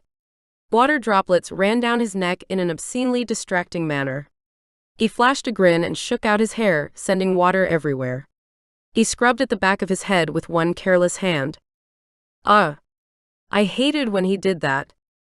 I only remembered how much I hated it as he was doing it. I kind of regretted making him a coffee now. His grin widened. Unrepentant, he stole a piece of toast from the plate in front of me and chewed happily. Picking up the coffee mug, I pushed across the table at him and wandered back into my bedroom. The worst part of all of this? He knew that he had me exactly where he wanted me. It was imperative I return with him now. It was written into our biology, in the shifter blood running through our veins. A promise that couldn't be broken. I couldn't decide how I felt about that. I knew one thing for sure: I should never have accepted his stupid challenge in the first place. Groaning to myself, I put my head in my hands. Last night had been such a mistake. Now that he'd given me a taste of what we used to have, walking away at the end of all this was going to be so much harder. He would just repeat what he did last time and stroll off without a care in the world. I would be left to pick up the pieces. Again. There was nothing to do about it now, though. I had to see this thing out to the bitter end. Haven't you missed it at all? Reed's voice startled me out of my reverie. I'd been staring out the truck window, watching the skyscrapers turn into suburbs as we reached the edge of the city, before finally giving way to open farmland. I turned to him. Missed what? I said, though I already knew. His hands flexed on the steering wheel. His eyes were fixed on the open road. Home. The pack. Of course. Before I came here, it was all I'd ever known. Not so much anymore, I said. I pulled the sleeves of my sweater down over my hands and hugged myself. Feels like a long time ago. It wasn't a total lie. It did feel like a long time ago. I had found new people to protect in the city. In some ways, they had almost become my new pack. He glanced at me. You cold? I shook my head. No, this truck has shitty insulation, which you still haven't fixed. Don't think I haven't noticed. It was a bullshit answer, and we both knew it. Wolf shifters ran hot. We didn't need the kind of protection from icy weather that ordinary humans did. It does. You never. His face fell and his expression shuddered. You never shut up about it. A weighty silence followed his words. Our past together lurked around every corner, and we kept slamming into it like a brick wall. I rubbed the cashmere weave of my sweater between finger and thumb. It wasn't practical for where we were going, but I hadn't taken much stuff with me when I left all those years ago. Most of my clothes were lightweight now. Sneakers and tank tops were much better for a crowded city. I thought about Reed's question. Maybe I'd done a better job than I thought of seeming above it all, like I couldn't care less whether he came or went. Maybe he truly believed I had moved on from my old life with the pack. Moved on from him. I had, right? Coming back with you, it doesn't mean I'm staying, I heard myself say. You do know that, right? His face turned grave. I know. The fields were disappearing outside the windows. We were nearing the edge of the forest now. I caught sight of the first redwoods up ahead of us, and my heart clenched with a queasy mixture of anticipation and dread. Out of the corner of my eye, I glanced at Reed, but his focus had turned back to the road. Although I would never admit it to him in a million years, I was comforted by his presence. The only thing worse than my current predicament would be having to face the pack alone. The redwoods began to thicken, and the winter sun shone dimly through the trees as we drove. The woods were small and spaced out here, some were barely 7 feet tall. The trees at the heart of the forest were giants.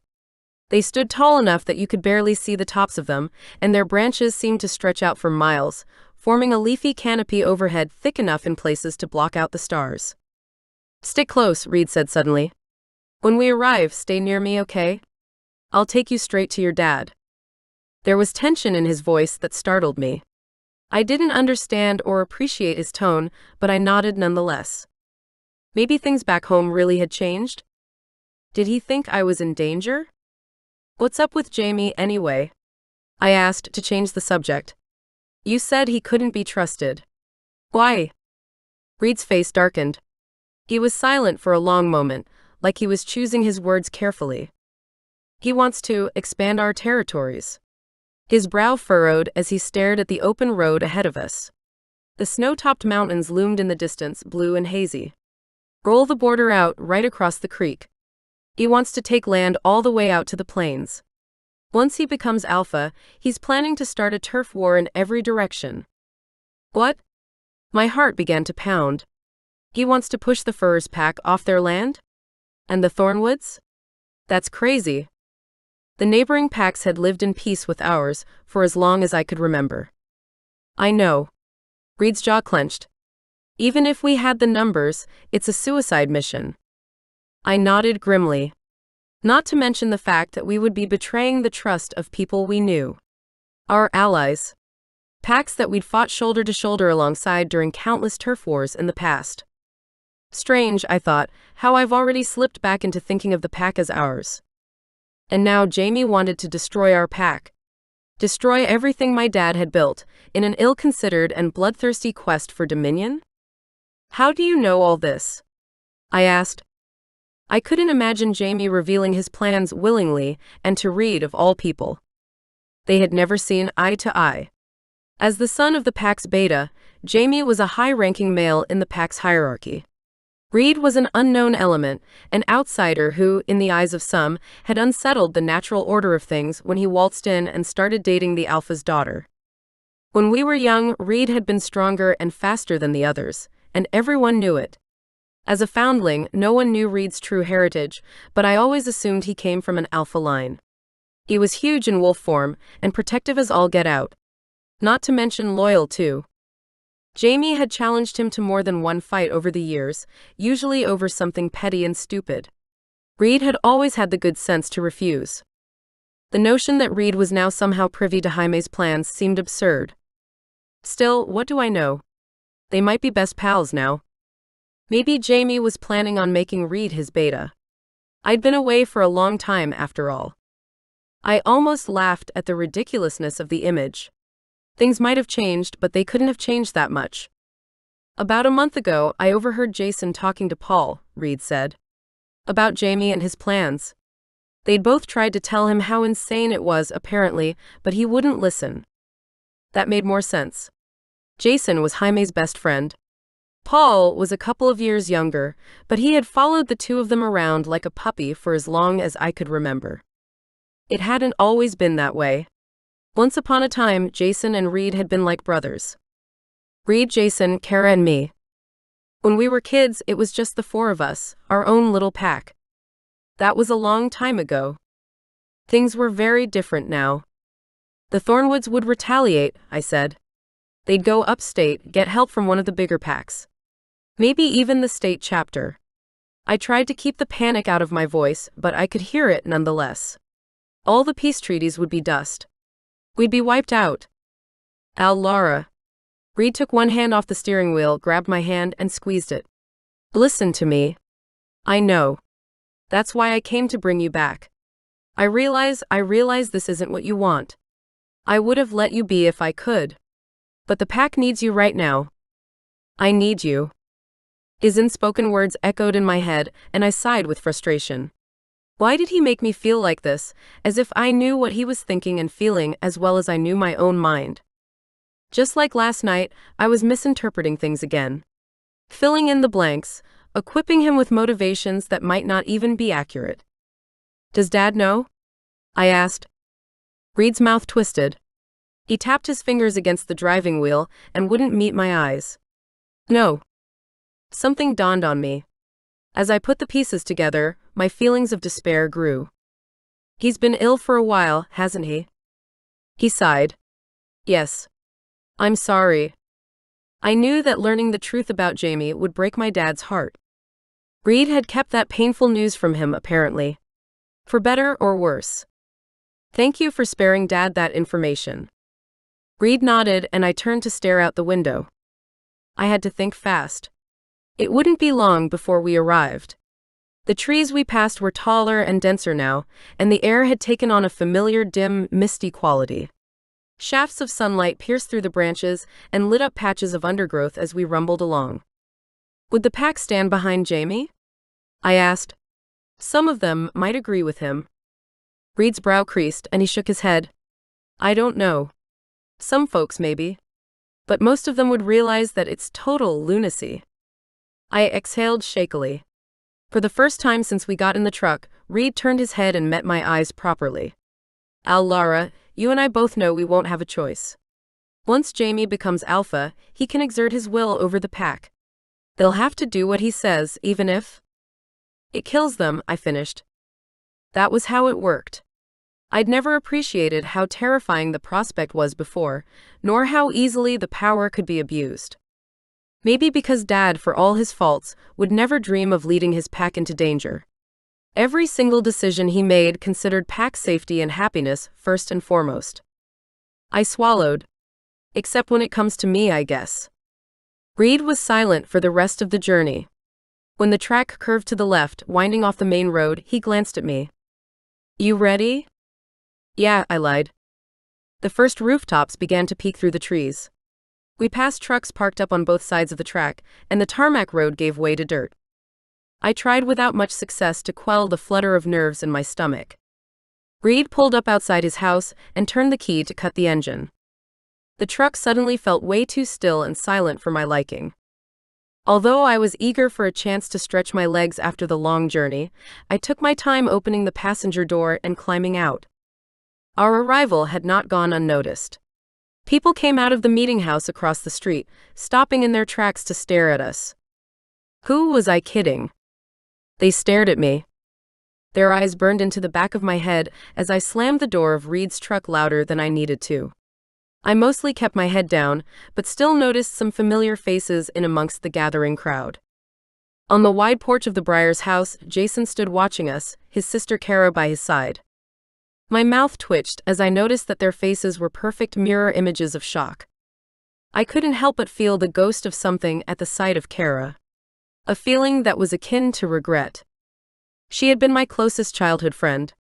I was an only child, the lonely daughter of the alpha wolf. Most of the other children had treated me with respect, but they never forgot who I was or what I was destined to be. They weren't cold to me, but they weren't warm either. Except Kara. We had been almost sisters when we were kids, joined at the hip. Then Reed came along, and the four of us had hung around for a little while. Reed, Jason, Kara, and I making forts in the woods, pranking the other kids, and causing all kinds of trouble. And then Mom died. I'd withdrawn from Kara, just like I had from practically everything and everyone else. I spotted Luke, who had been a kid the last time I saw him. He was now a gangly teenager. He reminded me a little of Reed at the same age, standing in the awkward fashion of someone who wasn't yet certain how to arrange their long limbs. One by one, everyone in the immediate vicinity fell silent. Every face turned toward me. Watching. Waiting, no doubt, to see what I would do next. Run away? Again? It seemed like the most attractive option, albeit a highly impractical one at this moment. Instead, I lifted my head high and straightened my spine, hearing my dad's voice float to the surface of my mind from some long-forgotten memory. Alpha wolves do not bow to anyone, Lara. I had to face this situation head-on. I had to act like I couldn't care less about the stir my appearance had created. Easier said than done. A warm hand landed around my shoulders, a firm, steady pressure that eased the nervous tension a little. Reed. He was a solid presence by my side. He turned me slightly, shielding me from prying eyes with his body. "Show's over, folks," he called out, waving a hand at the audience we'd gathered. A few more curious glances shot my way, then the crowd began to disperse, murmuring amongst themselves. After a couple of minutes, we were alone on the dirt road that ran straight through the center of the small village. Our small village. I stepped away from Reed and his hand fell back to his side. His face fell too. "I'll see you later?" I said before I could stop myself. He brightened and gave me a crooked smile. "Definitely." My old house lay at the end of the street, just around the corner. It was set back a little from the other houses, down a small gravel path. When I reached the house, the long timber beams supporting the overhanging porch and the swing where I used to sit with Reed, everything seemed exactly the same. Just like I never left. There was a light in the small window at the top of the house. The attic, where my dad's study had been. Was it still his study? Or was he too ill to do any work there anymore? He had always kept a lamp burning there all through the night. One time I asked him why. I had been very small and wanted him to keep talking to me, so I didn't have to go to sleep. "Because, Allie," he'd said as he tucked the blanket up under my chin and smoothed the covers beneath his hands. "Sometimes even Daddy has to sleep." And this way, my lamp can keep watch over the whole pack and keep everyone safe. Like a lighthouse? I asked. Just like a lighthouse. He kissed my forehead. Exactly. It's my job to protect everyone in this pack, honey.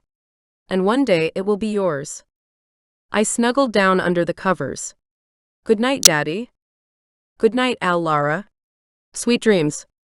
The memory faded away, and my happiness at the familiar sight mingled with dread at the thought of what I would find up in that attic room.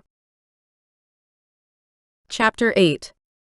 Before I could talk myself out of what I had to do, I strode up to the porch and fumbled in the pocket of my jeans, drawing out the small key I'd found buried in the bottom drawer of my closet back in the city. A lump formed in my throat as I slid it into the lock and turned the handle. Maybe he changed the locks. The door opened easily.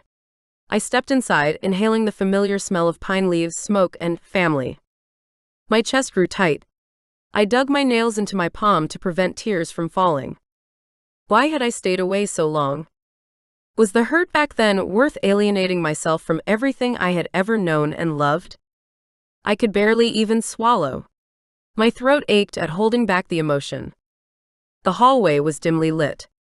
As I closed the door behind me, taking care to be quiet, a woman appeared at the top of the stairs. Rachel. My mom's oldest friend. The woman who'd taken Reed in, raised him practically as her own child. She'd always had my back. After Mom died, she'd been the only one to defend my relationship with Reed. On one memorable occasion, she had even argued with my dad about it. He'd thought we were too young to be spending so much time together, and she had reminded him sharply of the way he and Mother were at that age. After that, he never brought it up again. Lara? She blinked at me, looking as dumbfounded as everyone else in the village. I raised my hand in greeting and smiled at her weakly. She seemed to gather herself together and raced down the stairs, sweeping me into a rib-cracking hug before pulling back to look me over like she couldn't believe her eyes. When did you get back? Whoa, I said, grinning. Slow down. Just now, I swear. I came straight here. Her eyes filled with happiness. Reed found you then? I dropped my gaze and untangled myself gently from her embrace. Yeah. So she had known he was coming to look for me. It occurred to me that I didn't know whether Reed had acted alone. Had he confided in anyone about his plans for bringing me home? Rachel had clearly suspected it, at least. Was she the only one? Your father's upstairs. Her hand pressed against mine, holding tight. I'm so sorry, Lara. He's very ill. Reed told me already. I blinked back a tidal wave of emotions before they threatened to spill over, determined to meet her kind, familiar gaze with calm rather than panic. Can I see him? Of course, honey. She put her hand on my elbow and led me into the kitchen. You can take him his glass of water. He needs to take his medication, and he hides the pills otherwise. I snorted despite myself and grabbed a glass from the cupboard before filling it up. That sounds like Dad, all right. Trying to keep my breathing steady, I climbed up the stairs with the glass in my hand. Once I reached the landing, I spared a glance at my old bedroom door. Had he kept it as it was? Or had he cleared it out? I couldn't bring myself to peek inside. I didn't particularly like either of those options. The narrow stairs that led up to the top bedroom were fitted with a stair rail that hadn't been there when I left. I knocked once on the door and then pushed it open softly. Rachel? A voice, frailer and quieter than I remembered, floated over from the other side of the room. That you? I hadn't been allowed into the attic much as a child. The adults had been afraid I might overhear something, a pack secret that wasn't meant for a child's ears. My dad and his beta Terry would work in here. Maps were often pinned to the walls, plans weighted to the coffee table, almanacs stacked up on the sideboard as they made plans each new year. Resolving feuds, managing supply runs, chairing council meetings, negotiating trade deals. In the pack, everything was done with the changing seasons, drafted into existence as frost coated the window panes, golden leaves blustered through the streets, or the first buds of spring curled open on the branches outside. When Mom died, Dad had taken to sleeping up here. He'd never come back down. Not really. I inhaled sharply as pain squeezed my ribs. He was sitting near the window, reclining in his favorite armchair. He was propped up on a stack of pillows. An old TV set buzzed faintly in the background. A stack of newspapers rested on the coffee table beside him. I'd clearly just woken him. My chest tightened. "Hey, Dad." He turned, startled. His sudden recognition felt like the clouds parting to reveal the sun. "Lara?"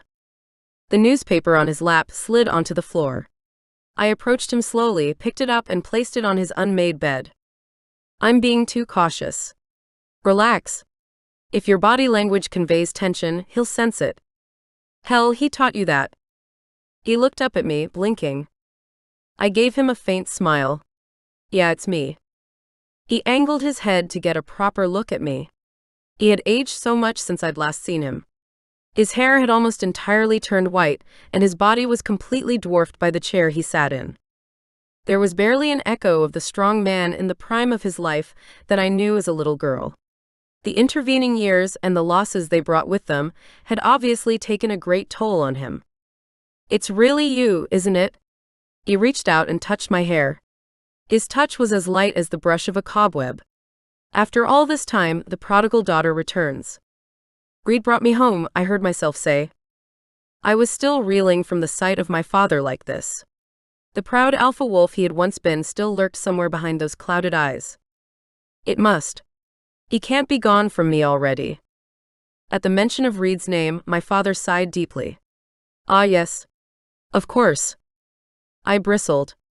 Surely he couldn't be holding on to his old grudges even now? 1,000 defensive comments swirled in my head. Before I could express any of them, however, my father spoke again. "Lara."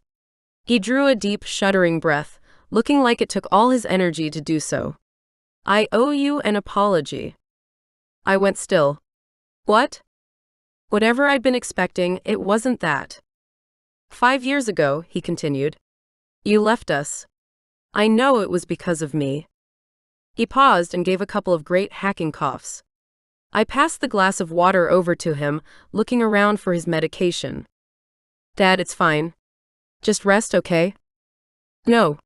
He batted my hands away, taking the glass but refusing to drink. "I'm fine."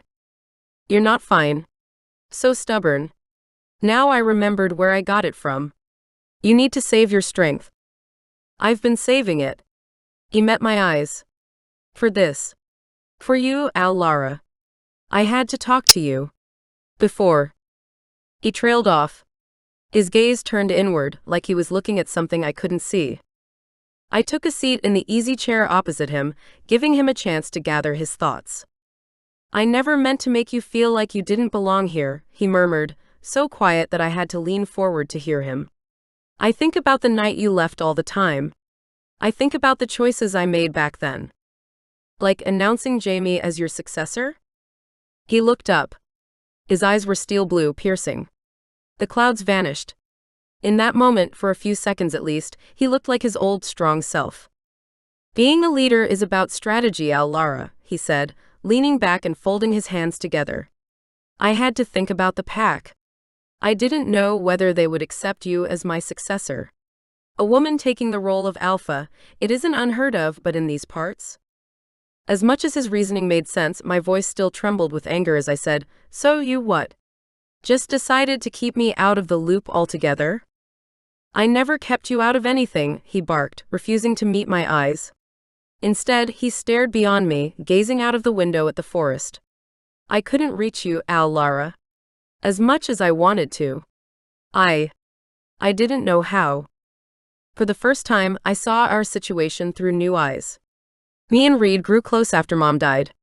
Dad had withdrawn from me, sure. But I'd pulled away from him too. "Terry and I talked it over. After your mom." He hung his head. We'd never properly spoken about her death.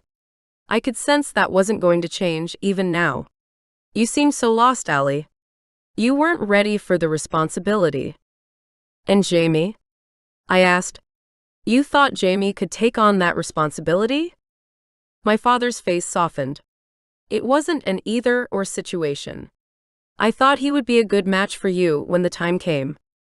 Confusion rose in me. So, you thought that by naming Jamie as your successor, I would eventually become his mate? My mouth twisted. On paper, it did sound like a neat solution. The ideal way to appease those in the pack who wanted a male alpha, and those who wanted a leader with actual alpha blood. A perfect match. Too bad I'd refused to play along. He met my eyes, and it was as though his piercing gaze reached into my mind and turned over my thoughts, one by one. I wanted you to step up, Lara. You and Jamie had the potential to lead the pack together, side by side. I wanted you to think about your future here. A new thought nudged at the back of my mind, hazy at first, before it slid abruptly into focus. You ordered Reed to end things with me, I whispered. Didn't you? Like I said. He leaned forward, placing his trembling hand over mine. I'm sorry. A jumble of emotions threatened to overwhelm me as I sat there in silence and tried to make sense of it all. For so many years I'd avoided thinking about that night, the moment Reed's words had washed over me and broken me apart, piece by piece. At the time I had been in shock, unable to think straight. The breakup had seemed to come totally out of the blue. It had left me reeling, wondering if there had been signs of his fading affection that I'd missed. I recalled the things he said that night with excruciating clarity. Even all these years later, those words had jagged edges. They cut me just as sharply as they had the first time I'd heard them. We can't be together anymore. I should never have let it get this far. You had to know, we were never going to last forever. Lara, I'm doing this for you. Maybe he really had done it for me. Or, done what he thought was the best thing for me. The boy wasn't easy to convince, Lara. My dad's words broke through my reverie. He sat there, gazing at me. His eyes were overcast once more, full of regret. I tried everything I could think of to make him see reason. He stared at the television, but I knew he wasn't really seeing the screen. I offered him money. That didn't work. Then I threatened him. My lips parted a little, but no words came out. A threat? My dad shook his head. I'm not proud of it. But still he wouldn't budge. I gave him the chance to pack up, go start a new life somewhere far away. He wouldn't take any of it. I swallowed hard, unable to speak. That sounded like Reed all right. If my dad had thought any of those options would sway Reed, then he didn't know him at all. Reed didn't care about money, and he was afraid of nothing. Finally, I asked him to consider your future, my dad whispered. As the alpha's daughter, I told him that you had certain responsibilities. That sooner or later, you were going to have to make a choice. A choice. Between the pack and Reed. You were worried I would choose wrong, I said softly. He nodded. I was. And I had every reason, Lara. I couldn't know for certain whether or not you would put the pack's welfare first. I looked away from him and watched the bare branches of the tree outside tapping against the glass. I guess we'll never know what I may or may not have done. But without him, the pack wasn't worth leading. There wasn't anything here worth staying for. When I'd been cast adrift after my mother had died, he was the one who found me and pulled me back to shore. I couldn't envisage life here without him. My father seemed to catch the words I left unsaid, because he simply nodded, regret etched across his face. He'd tried to force my hand, and he'd lost everything. We both had. I made a mistake, Lara. He leaned forward and took my hand in both of his. I didn't understand the depth of your feelings for him. That was my failing, not yours. I sniffed and wiped at my face with my cuff sleeve. Your mother and I. The ghost of a smile flickered across his face. Well, I knew it from the moment I met her that I would do whatever it took to keep her safe. That I could never be without her. When you find your mate, you know. I could never be with Jamie, I said, feeling the need to explain myself. There was no one else. Only Reed. Allie, he said, pulling me forward with a surprising amount of strength to gather me up into a hug. I'm sorry. I'm sorry for leaving, I mumbled into his shoulder, realizing that, despite the fact he'd tried to manipulate my life, I'd ended up proving him right. That the pack wasn't the most important part of my life. Reed was. We broke apart and I wiped at the tears on my cheeks. I put you in an impossible position, he said, brushing the hair out of my face and giving me a chagrined smile. And for what it's worth, I'm proud of all you have accomplished out there on your own. I frowned. How do you know what I've accomplished? You haven't. I stopped. Of course, he had kept an eye on me. I was Pac. I was the Alpha's daughter. There's no way they'd have just let me disappear, without keeping some kind of tabs on me. I wasn't sure whether to be grateful or annoyed that maybe I hadn't been as alone all these years as I had thought. Tears sprouted, and even then I couldn't tell what emotion was foremost in my mind. Eventually, I rubbed my eyes and shook my head. Given my tears, I must have made an unappealing picture, but my dad didn't comment on it. You're proud of the bartending on the weekends? Assistant teaching? Hardly a glittering career, Dad, I managed to say. It's all yours, though. His eyes twinkled. My little lone wolf. You must have learned some mean cocktail recipes at least. I laughed. Totally. You know who else would be proud of you? Dad's voice trembled, but he continued regardless. Your mom. She loved you very much. I gave a shaky nod. I worried that if I spoke in that moment, I would start bawling again. You're my daughter, Lara. My dad brought my head forward and touched our foreheads together. My true heir. I neglected you when you needed me, and I'm sorrier for it than I can say. I want to make things right between us while I still can. The weight of hurt, of betrayal fell away, leaving me light. I let out a long breath. You already have, Dad. With a peaceful smile, he fell into a doze. I left him and tiptoed back downstairs to find Rachel. I settled in one of the living room armchairs with a mug of cocoa and tucked my feet up beneath me. Rachel sat opposite. She took a careful sip from her own mug and fixed me with an unreadable expression. Although I could barely admit it, even to myself, I wished Reed were here. It might help to diffuse the tension in the room. It's good to see you, I said. It's been too long. 5 years too long. Her eyebrows drew together as she frowned. I called you, Allie. Several times. You never picked up. I'm sorry. I let out a shaky breath. I changed my phone. I needed a clean break, Rachel. I never got your messages, sorry. I just had to leave it all behind.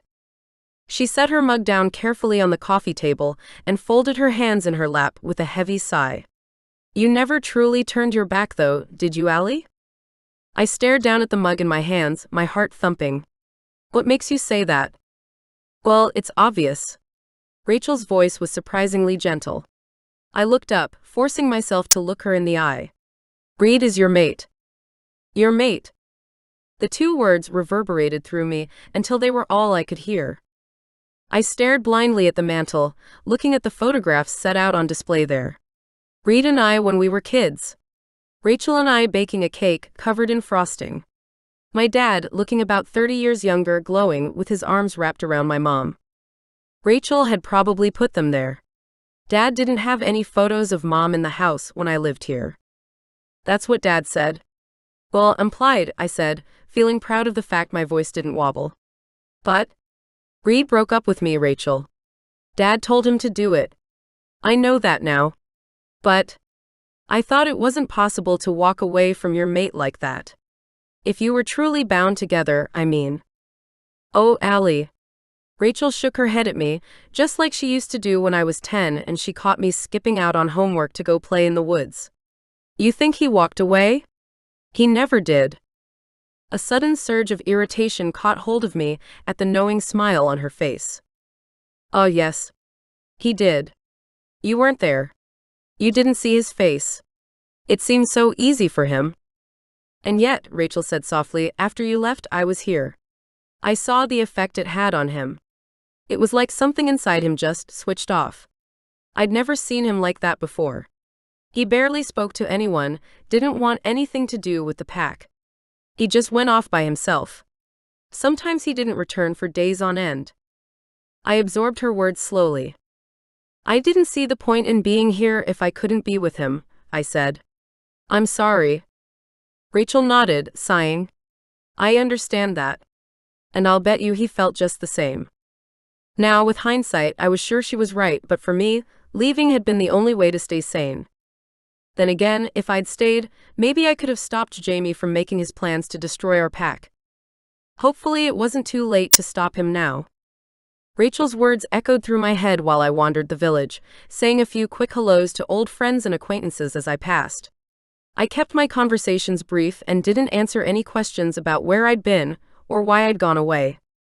Rachel thought that Reed and I were mates. It wasn't an impossibility. Nobody knew why the fated mates attraction happened.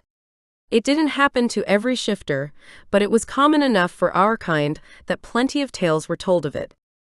I had heard many over the years.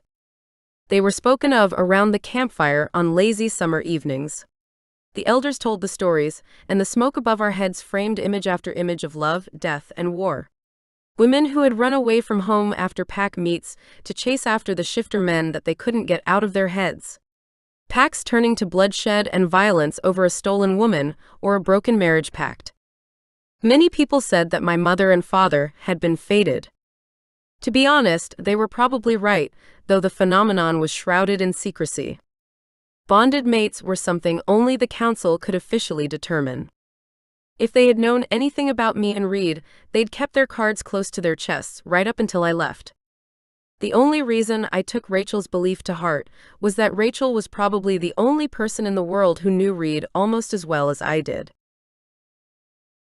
Chapter 9. I had been 7 years old when Reed came to our town. My dad had leaned down and scooped me up to sit on his shoulders.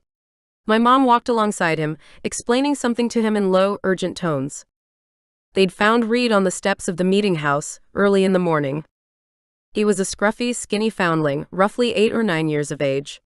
His hair was a dark chestnut brown color, and his eyes were a clear gray. Even though I'd been young, I remembered his eyes the best of all. They had been wide and full of fear.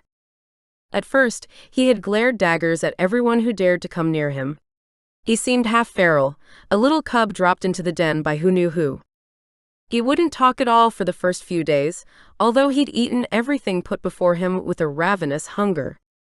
No one seemed to know where he had come from, or guess at how he'd arrived in the middle of our village. He couldn't, or wouldn't, answer any of the questions the pack elders asked him, even after he finally started to speak. The only concrete piece of information that they managed to get out of him was that his name was Reed. Finally, it was agreed by the council that he should be taken in and cared for until his identity was confirmed, or until the pack he belonged to came back to claim him. It was decided that he should live with Rachel, who had no children of her own, a spare bedroom, and a gentle manner. He started going to school with the rest of us kids, and after a few months, it was just as though he'd always been here. Although my father sent out dozens of lines of enquiry, nobody came forward to take him back to wherever he'd come from. Not a whisper from any of the neighboring packs, nor any indication that someone out there was missing a son. A single shred of evidence arrived one day, 3 years after Reed came to us. It was via an unmarked envelope, and it contained a handwritten message which simply read, "He is safe here." As for Reed himself, the strangeness of his arrival was only the beginning. He grew into a quiet boy who was far more interested in climbing trees and building forts by himself than playfighting with Jamie and the other boys of his age. Even as a child, it was clear to the pack that he was a shifter. His strength and speed were incomparable to that of a human child. If his agility hadn't been enough of a giveaway, then the way his eyes swirled with silver a few weeks after his 12th birthday certainly was.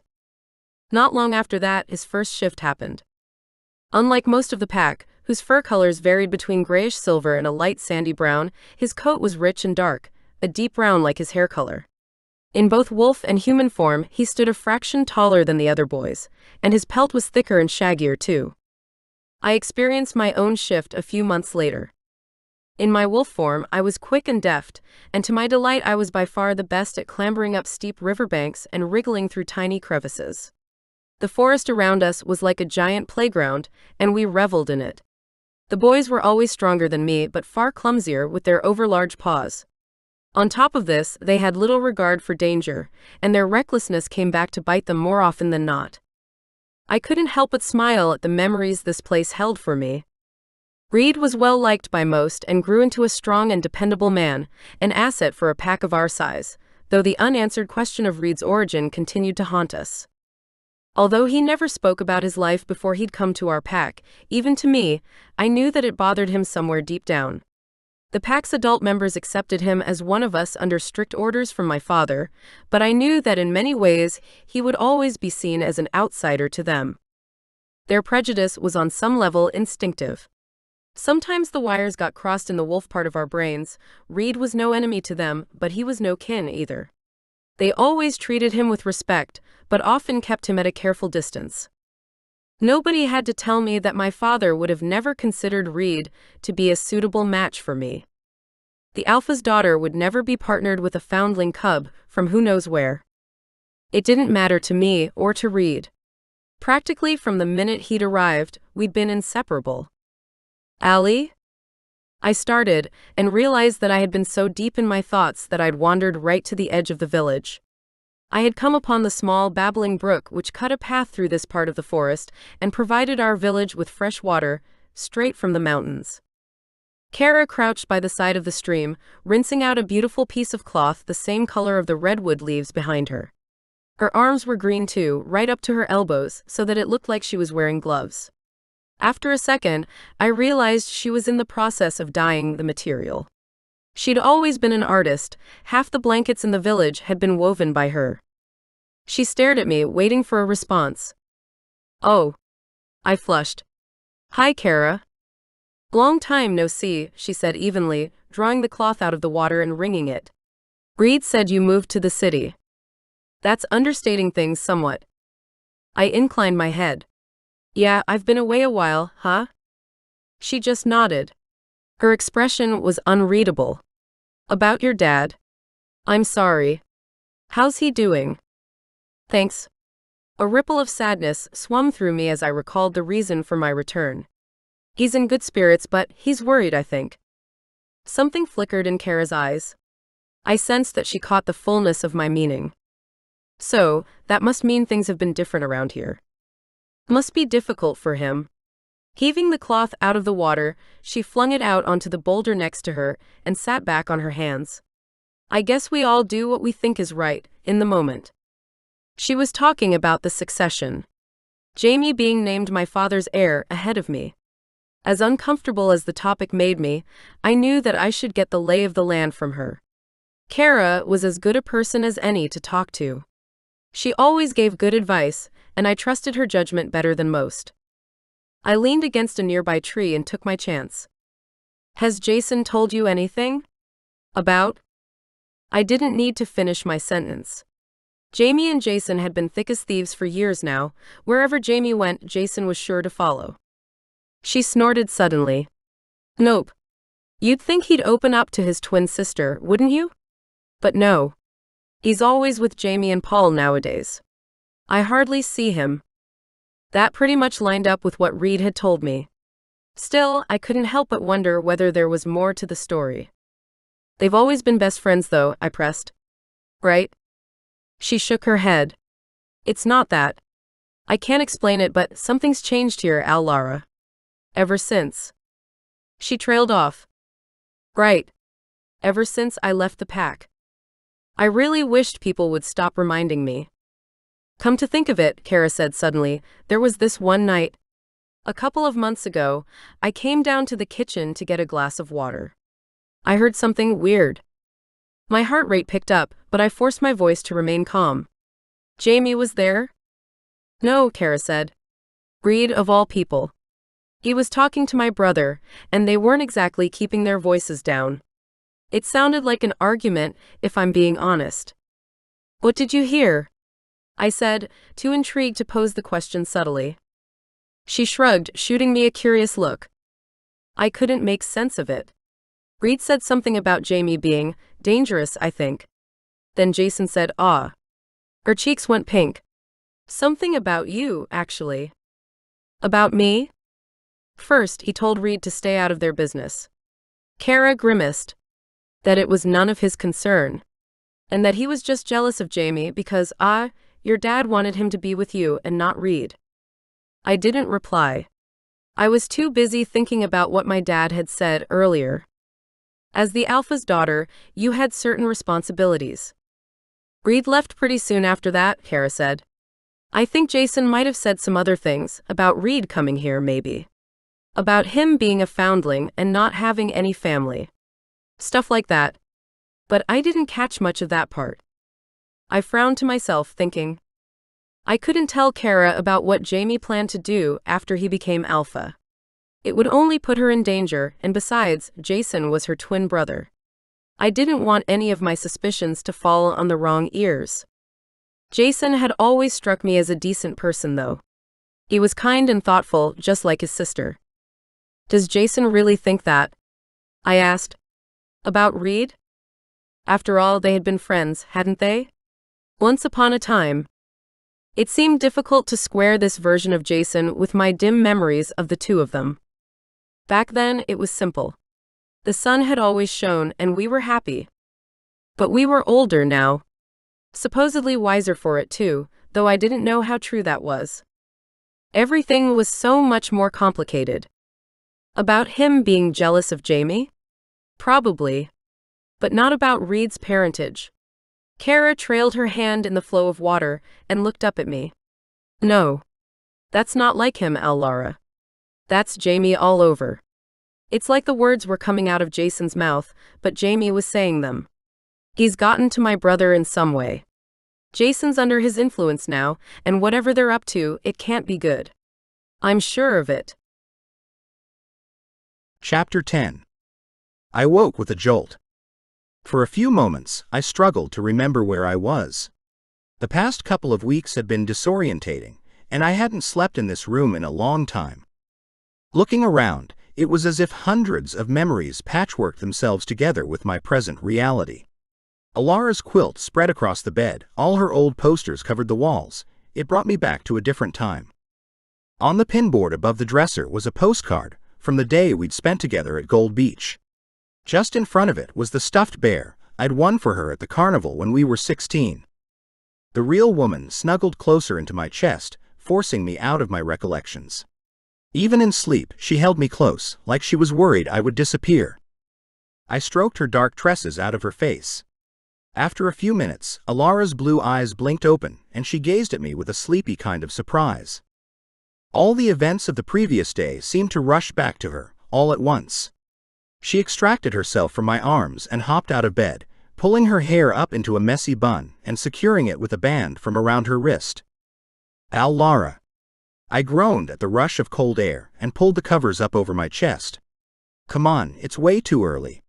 Come back to bed. She tucked a loose strand of hair behind her ear and shot me a cheeky grin. No thanks. I'm gonna go see Dad. I thought I could make him a virgin cocktail today. I don't think it's a good idea to give him alcohol, but I thought it might be fun to show him my skills in some way. Smirking, she picked up my flannel shirt off the floor and slipped it on. Such as they are. So, it went well with you guys yesterday then? I said, trying to keep my voice light and casual. After the visit with her father, she'd been distinctly untalkative last night, eating little and saying even less.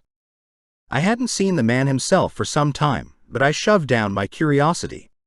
Lara didn't need an interrogation from me, on top of everything else. She seemed to be in a better mood today, though. Her eyes brightened as she wrapped my shirt around her body.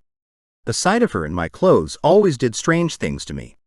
I managed to ignore the surge of arousal and focus on the conversation.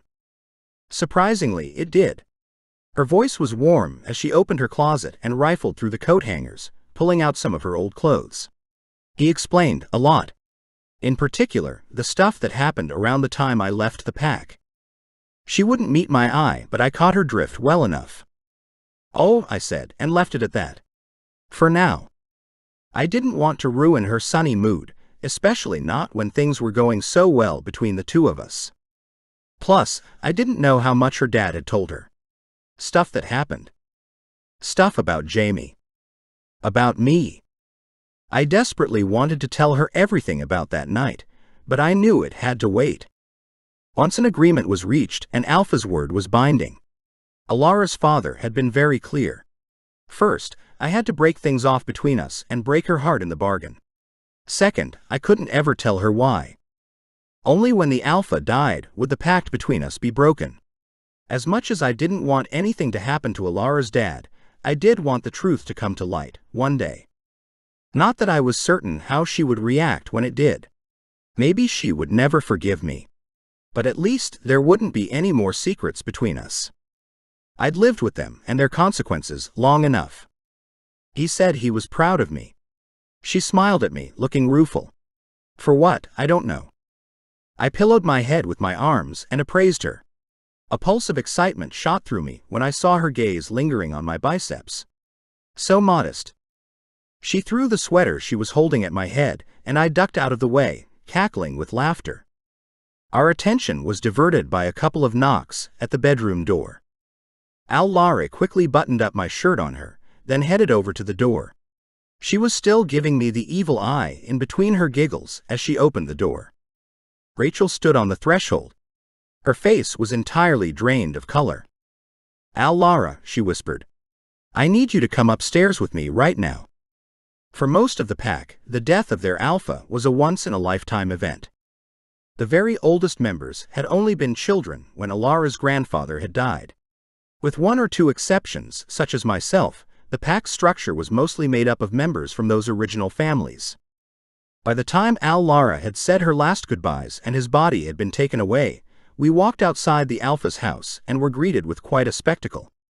Hundreds of candles lined the path leading up to the front door. What looked like the entire pack had assembled outside, huddled into small groups, holding vigil for their fallen leader. They were dressed in black and gray, and tears streaked some of the women's cheeks. They were waiting for some kind of direction. They wanted to hear what would happen next. Lara stood beside me, her back straight and her face grim. She was her father's daughter through and through. It would have been clear, even to an ordinary human, that alpha blood ran through her veins. I stood by her side, close enough to see the tension she carried in her shoulders. But then, I knew her better than most. I knew all her little tells, the ways she put on a mask to hide her pain from the world. She had rifled through the back of her wardrobe and found a simple black dress that had once belonged to her mother. Her face was very pale, but her eyes were dry. She held her head high as she surveyed the waiting crowd. My father is gone. A ripple went through the pack, as though she had thrown a stone into a still pond. People gasped and a few cried out. Young children hid their faces against their parents' chests. But most of the pack stood silent and still, ashen-faced. Every man, woman, and child in the pack, they had all known this was coming for a long time, but that didn't make this moment any easier to bear. Lara opened her mouth, then closed it again. She lowered her gaze and pressed her lips together hard, obviously fighting grief. I put my arm around her shoulders and gave her a gentle squeeze, and she looked up at me, her expression beseeching. I can take it from here if you want, I murmured so that only she could hear. She reached up and slid her hand over mine. Yes. Elder Mason will perform the rites. I raised my voice so that the entire pack could hear me. My voice echoed through the silent crowd, only the wind in the trees answered. He has already made the preparations. We gather at noon, at the boneyard. There was a figure at the edge of the spectators, standing a little apart from the rest of the mourners. Before I finished speaking, he turned and hurried away down the track before vanishing from sight. Jason, I thought. Perhaps no one had yet told Jamie the news. I was sure Jason would be off to do that now. I gave a few more parting words to the crowd before guiding Lara back into the house. I shut the door behind us and let out a long breath. I'd always disliked crowds, and it was a relief to be free of the dozens upon dozens of eyes watching us. More specifically, watching Lara waiting for answers, most of which she couldn't give. Lara kept glancing up the stairs. It was like she expected her dad to come walking down them at any moment, hale and hearty. Part of me wondered whether she was strong enough for what lay ahead. Hey. I took her face in my hands and forced her to look at me. I got you, okay? I got you. I'm right here, I promise. She nodded and blinked with those blue eyes that always held me so entranced. Her expression wobbled a little, and she flung her arms around my neck, burying her face in my shoulder. I swept her hair out of the way and kissed the side of her head, just above her ear. "Don't leave," she mumbled, so quietly I almost missed it. I drew back and met her eye, tucking a few errant strands of hair back into place. "I swear upon my ancestors, whoever they might be." I smiled, watching her mouth curl upwards just a little. I cupped her jaw and placed a soft kiss on her parted lips. "I'm not going anywhere." The boneyard lay about a half-mile from the village, down a narrow gravel track. Carved wooden posts covered with tendrils of ivy marked the trail on either side of us. Burning tapers signified the entrance, and I shivered as we passed under them. I wasn't frightened of old spirits that might haunt this place. Those ghost tales were for kids. I knew that the dead had no power over the living, even here. It was the living folk that concerned me. One in particular.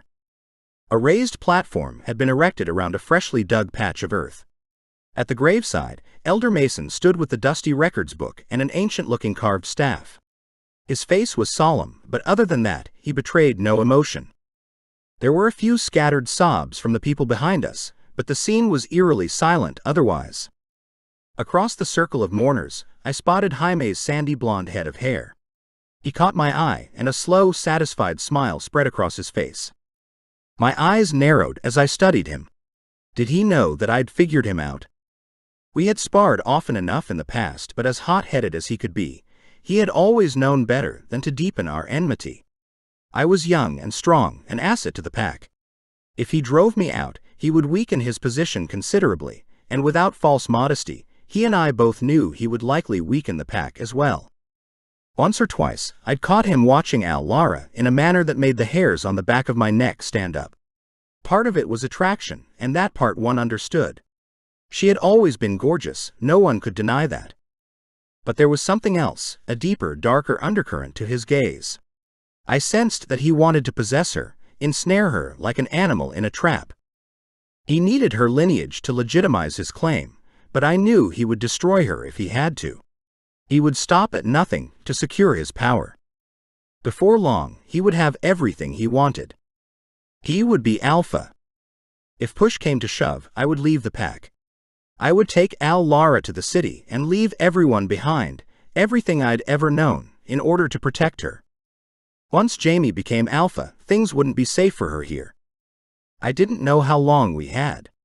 I hoped that we would be given a few days' grace before we had to make the decision. I wondered if, after the announcement, Jamie would ask Lara to undertake a bonding ceremony with him and make her his mate without wasting any time.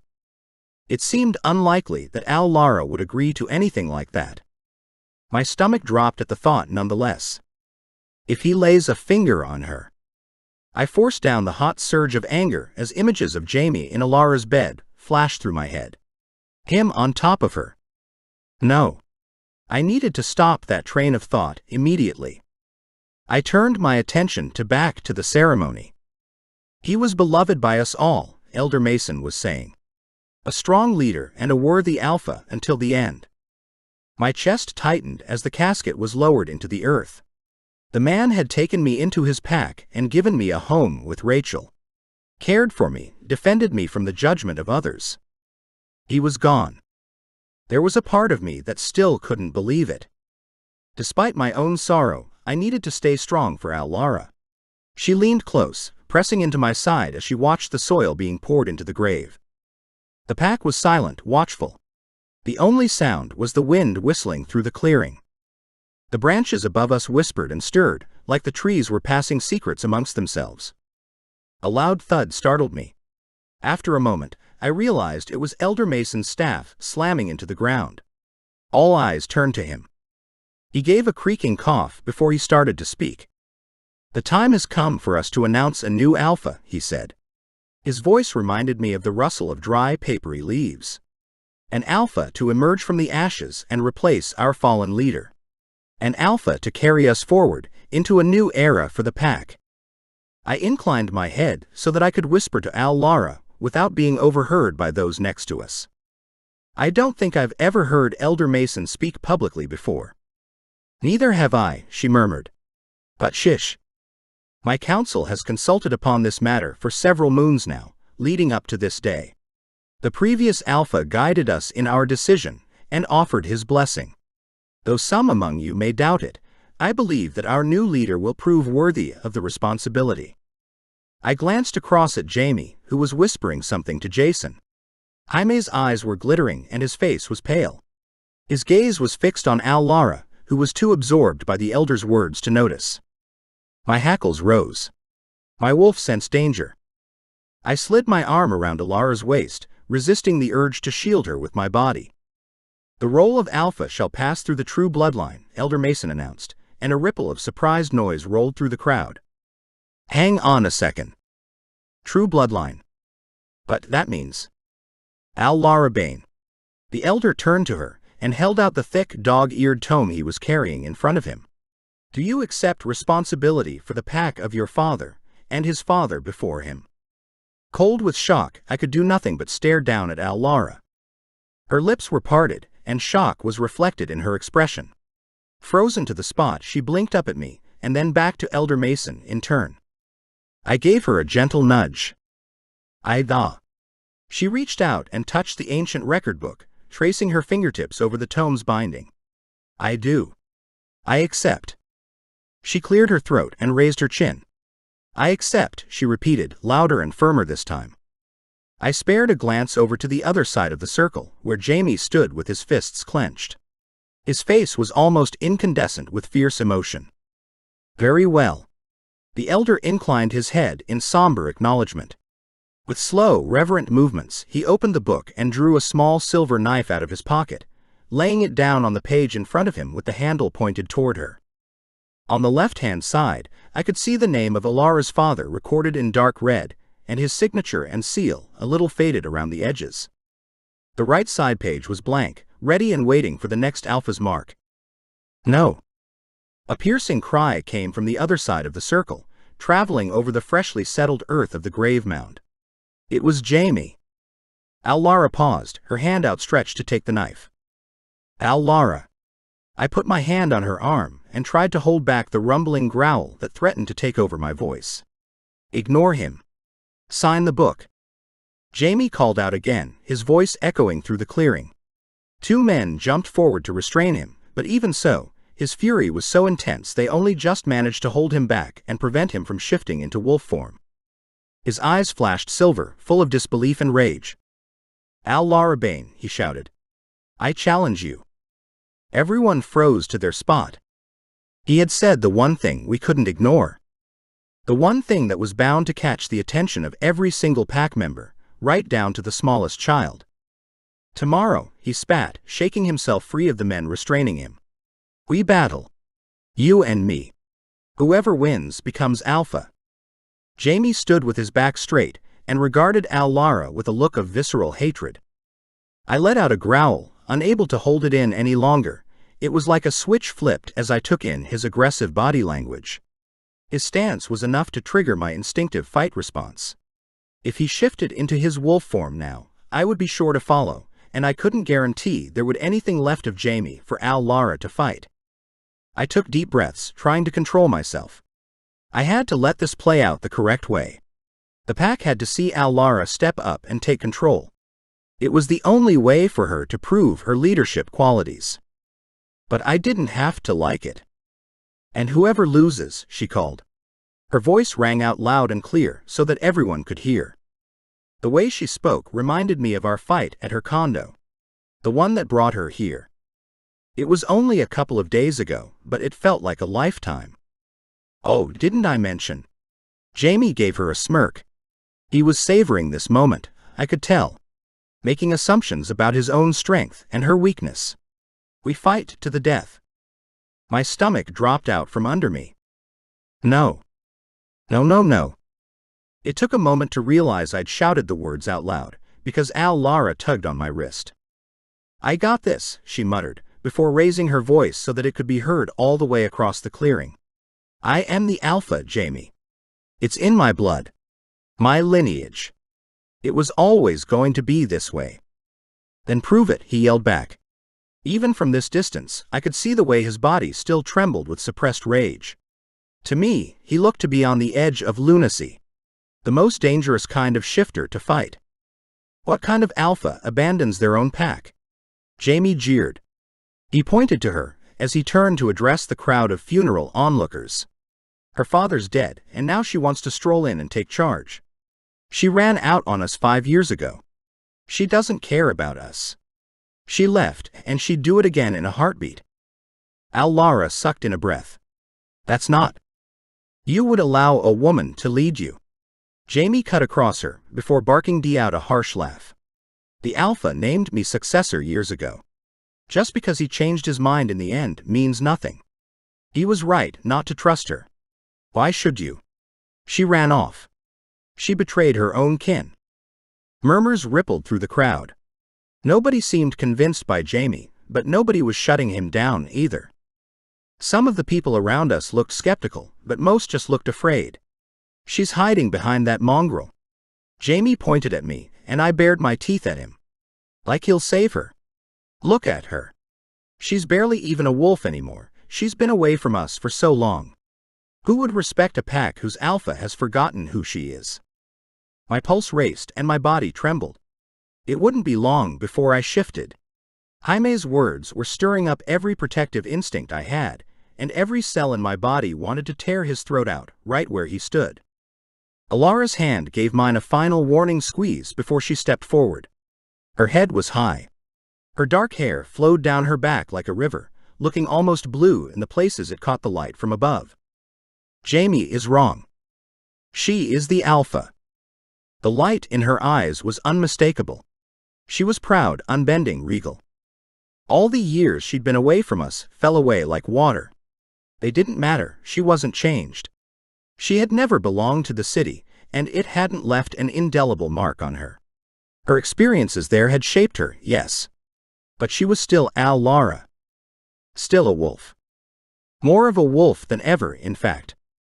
I accept, she shouted, and my heart dropped. I will meet your challenge for Alpha, Jamie, and I will win. What are you doing?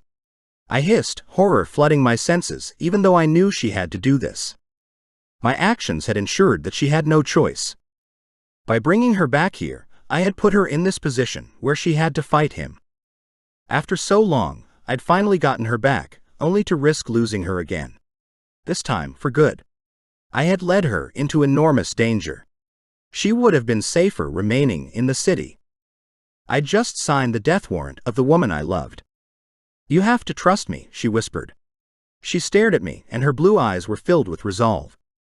I do, I said, brushing my fingers lightly over her cheek. I do. And I did trust her more than anyone. I trusted in her loyalty and integrity, and her determination to do the right thing, no matter the cost to herself. But I knew that the man standing on the other side of the clearing didn't care about trust or honor. I knew that, whatever happened tomorrow, he wasn't planning on playing fair. Jamie met my gaze and smirked, his eyes glittering.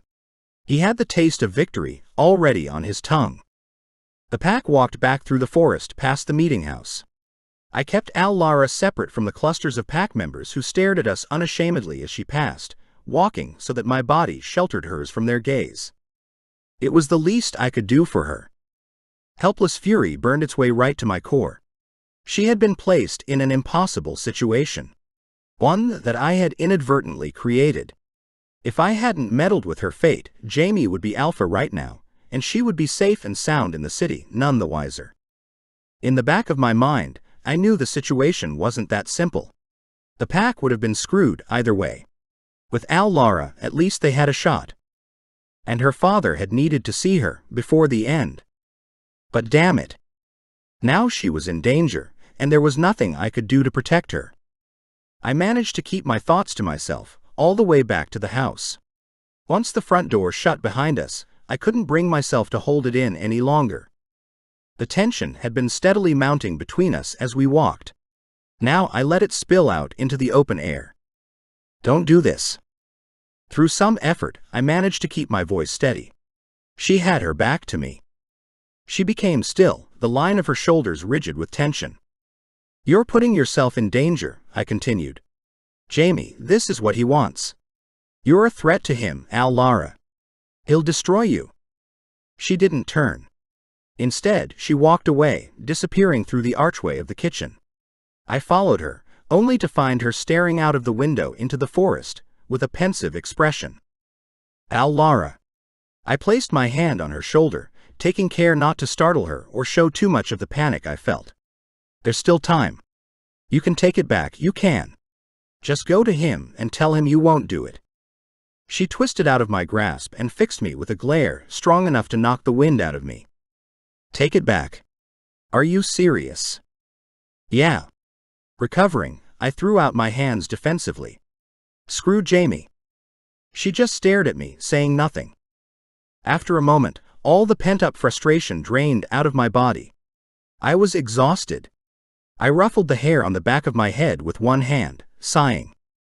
Once Lara set her mind to something, there was nothing anyone could say to put her off her course. To tell the truth, it was one of the things I loved most about her. Usually. I huffed out a long breath and sat down at the small table by the window. I had to choose my next words carefully.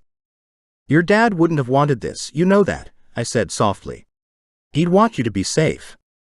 She made a noise of irritation and slumped into the chair opposite me. She hid her face in her hands, her hair tumbling forward and obscuring her expression. I don't have a choice, Reed, she mumbled, so quietly I almost missed it. You know I don't. I thought fast. We'll leave together while we still have the chance. I drummed my fingers against the table and pulled up a mental map, plotting our route in my head. The truck's got enough fuel to get us at least as far as Bridgeport. We can hop around, stay in motels, maybe head for the East Coast. See those beaches you love so much. I smiled wistfully. Before she could say anything, I continued. Or up north, far north. Somewhere remote, where no one will come looking for us. I can pick up work along the way. You wouldn't have to worry about anything, I swear. We'll find a place, Lara. I'll keep you safe. She looked up at me, her eyes wide. You really mean all that, don't you? I bit my lip, dropping my gaze.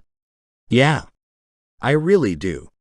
We gotta get far away from here, and we gotta go now. She stared at me as if in disbelief. Then she reached out and took my hand, drawing it closer to her. I wound my fingers through her hair and pulled her forward, kissing her forehead. She squeezed my hand tight and then let it go. I can't leave, she said after a long moment. I growled my frustration. He'll hurt you, Lara. He'll kill you. And he'll enjoy it while he does that. You said you trust me. Her accusation hurt. I do trust you. But I don't trust him. He won't play fair, Lara. He'll use every dirty trick in his arsenal. He wants you dead. I know. She traced a pattern on the tabletop. But he'll hurt the entire pack if he becomes alpha. He's crazy, Reed. I saw that today. So I can't abandon everyone. Not again. She stared past me, out of the window at the forest beyond. He's right, you know. I did leave everyone behind. If I leave now, why did I come back at all? Why did you bring me back? Her head snapped back to face me, her gaze was sharp and unrelenting. Maybe it was always going to play out like this. Lara wouldn't walk away from people who needed her. It wasn't in her nature. And right now, our pack needed her. Whether they knew it or not, she was the only one who could protect them from Jamie. If she survived tomorrow. Jesus. Why had I brought her back here? So she could see her dad one last time. Because she's the only thing standing in the way of Jamie wreaking havoc across the entire state. Shit, I couldn't lie anymore. Even to myself. Not now that she was finally back in my arms. No longer a memory, but flesh and blood. Real. I'd brought her back because I needed her. Plain and simple. My thoughts were interrupted when she gave a heavy sigh. If I refuse his challenge and take over as alpha anyway. She paused, lost in thought. They'll never accept me. You know that, Reed. I knew. I also didn't need to ask who she meant by they. The council, the pack elders. Hell, everyone in our community. She was right. Elder Mason had proclaimed her the rightful successor to her father. She could sign her name in that book in her own blood, perform all the rites, and be declared alpha. But none of that would mean Jaime's challenge would be forgotten. She couldn't step into the alpha role, having turned her back on a rightful challenger on her very first day leader. It would be an unforgivable display of weakness, and it went against every code of law followed by our kind. Then there was Jaime himself. He had Lara in his sights. Like any vicious predator, he wasn't about to let her get away without a fight. Even if we left the pack, we would never be truly free of him. He would cast a shadow that would find us wherever we went. He wanted to snuff her out. The realization filled me with dismay, and I couldn't stop myself from pressing my point. "There's got to be another way," I said. "This isn't a gamble you have to take, Lara." "Yes, it is." She stood up. The late afternoon sun shone through the window, and she lingered in the light for a moment, bathed by it. The loose strands of her hair glowed, framing her face like a halo. She had always taken my breath away. "I've already made up my mind," she said. Her eyes glimmered as she looked at me. I was transfixed, unable to look away. "You know that. I'm done running away from my fate. It's time to face it, Reed." In that moment, I could truly see the alpha she had already become. Her eyes held their own silvery light, like she was on fire from within. "You should leave." Her hand slid down my arm, her touch cool and reassuring. "If he wins tomorrow." She trailed off. She didn't need to finish her sentence. If Lara lost the battle, the next person Jaime would come after was her vengeful, grieving mate. Me.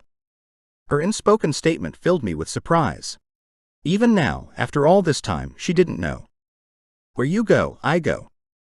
I'm not going anywhere." In a couple of strides, I rounded the table and was by her side. I cupped her face in my hands and gazed into those sunlit eyes, then softly kissed the corner of her mouth. "I'm with you. Every minute." She made a small noise and turned her head, drawing me closer for a deep, toe-curling kiss.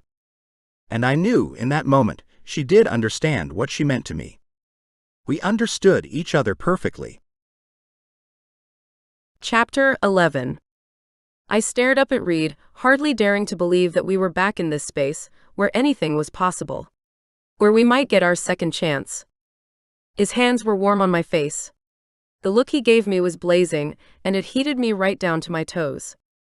I turned my head to the side slightly, sliding my own hand up to cover his, and kissed his palm gently. "Let's get out of here," he breathed.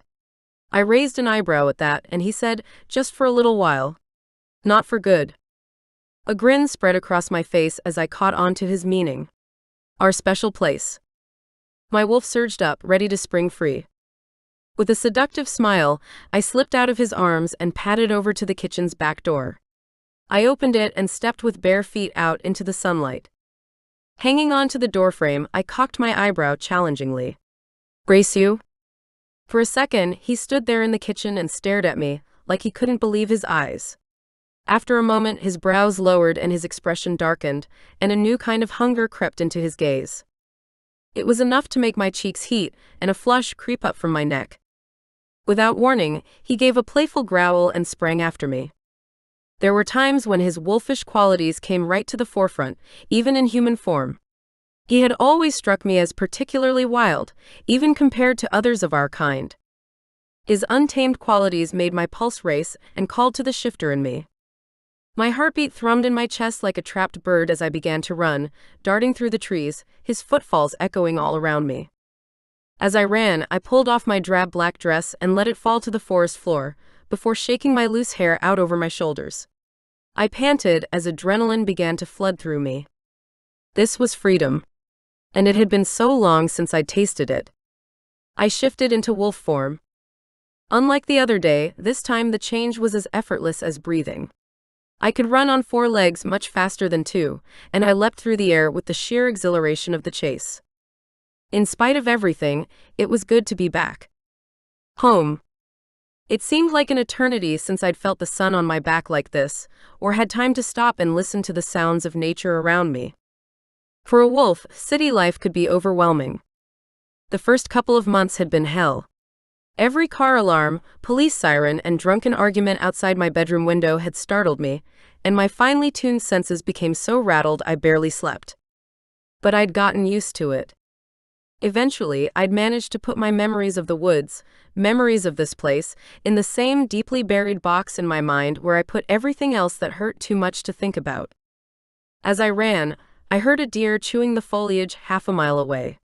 Somewhere nearby, a woodpecker hammered on tree bark. There were distant voices echoing from the village.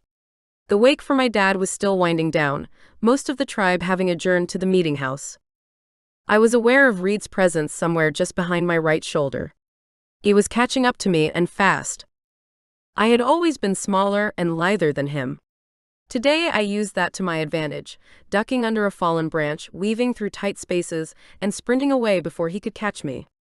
Our destination glimmered through the trees up ahead, and anticipation shot through me. I picked up my pace. I burst through the tree line at the edge of the lake, and dove in without hesitation. The water was pleasantly cold, and I swam down into the depths, admiring the flickers of silver as fish darted through the dark reeds around me. Reed crashed through the water after me. His dive was markedly less graceful than mine. Any remaining fish in the area swam away in panic as shockwaves rippled through the water around us. When I reached the surface and burst out into the sunshine, I realized I had transformed back into human once again. The transition had been so seamless, so natural, that I hadn't even noticed. I yelped with laughter when Reed followed me, emerging from the depths still in wolf form, shaking out his fur and becoming a man again before my eyes. He was grinning from ear to ear. "Cheater," he laughed. "I would have won if you hadn't taken that shortcut. If that's what you need to tell yourself." I splashed him playfully and shrieked when he splashed me back. He grabbed me around the waist, dunking me underwater. I squirmed away and resurfaced, gasping and spluttering with laughter. His gaze was bright with unmasked joy. It raked over my torso, taking in the way my wet hair clung to my bare chest, accentuating my curves. I grinned. One-track mind. I could admit it, I wasn't much better.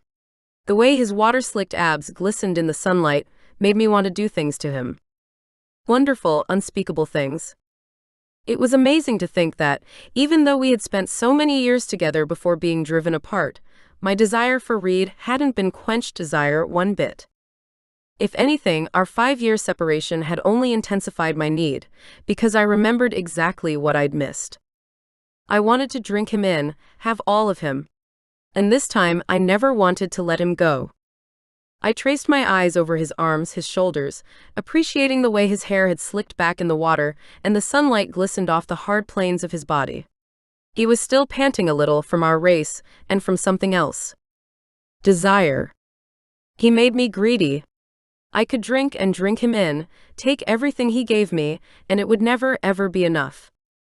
In that moment, looking at the need etched on his face and then down to the hardening of his body beneath the clear water's surface, I knew that he wanted me just as much as I wanted him. No more waiting. I trailed my hand down his bare skin and goosebumps appeared where my fingers had been. He groaned. One eye blinked open, staring at me. Gray eyes fringed with dark lashes. No silver now that he was sated. They changed like the weather, Reed's eyes. When he was angry, they swirled like a storm, and they grew pale and still when he was sad or deep in thought. Right now they were calm. The color of wood smoke. I loved his eyes. I loved everything about him. He grinned, flashing his white teeth at me before flopping onto his back. "You don't know what you do to me," he said. He whistled low through his teeth. "It's like I have a plan. And then you come along and everything flies off the rails. Been that way ever since we met, Allie." "Oh yeah?" Feeling bold, I pressed a kiss onto his shoulder, and then another. Slowly, my mouth trailed down his bicep. Didn't know I was so distracting. "Lara," he murmured, cupping the back of my neck and forcing me to meet his eye. His expression grew serious. 5 years ago. I tensed. Way to ruin the moment. What? My tone was carefully neutral. I made the wrong call. I shouldn't have listened to your father. He pressed his forehead against mine. I was a stupid kid. The pack should never have come between us. I should have found a way for us to be together, no matter what. Yeah? I breathed, hardly daring to believe that he was admitting such a thing. His mouth met mine for one dizzying moment, and then he pulled back, his fingers twisting themselves through my hair. Forgive me. I didn't stand up for you. For us. I regret it every day. He did? I tried to hide the rush of emotion that flooded through me. You were obeying your alpha, I said. You had no choice. There's always a choice, Reed said simply. And for me, it's always going to be you. My heart skipped. Is that so? Yes, ma'am. His smile was wide and utterly, blindingly perfect. I closed my eyes and let myself believe I could have him like this forever, even though the promise of tomorrow wasn't a certainty. Chapter 12. We slept again at her dad's house that night, though sleep was a relative term, at least for me. I could barely sleep at all, no matter how hard I tried. I lay with my arms around Lara, watching the dawn creep over the horizon outside and listening to the sounds of the birds rustling in the trees. 100 thoughts raced through my head. I couldn't shake the constant nagging fear that Lara would get hurt. I wouldn't allow myself to contemplate the possibility that I might lose her. For good this time. I had one shred of hope on my side. I knew that if Lara was facing death at Jaime's hands, I could step in and offer myself as her champion. I would face execution and she would be safe. It may not be her ideal outcome, but it was a hell of a lot better than the alternative. She would never agree to the idea if I voiced it before the battle. In her mind, she needed to be the one to defeat Jaime's challenge, so the pack would accept her as their leader. I understood the position she was in, but that did not mean I had to like it. Nor would I accept her death as any sort of outcome. She mumbled a little in her sleep, and my arms tightened around her body. She was so strong, so determined to do the right thing.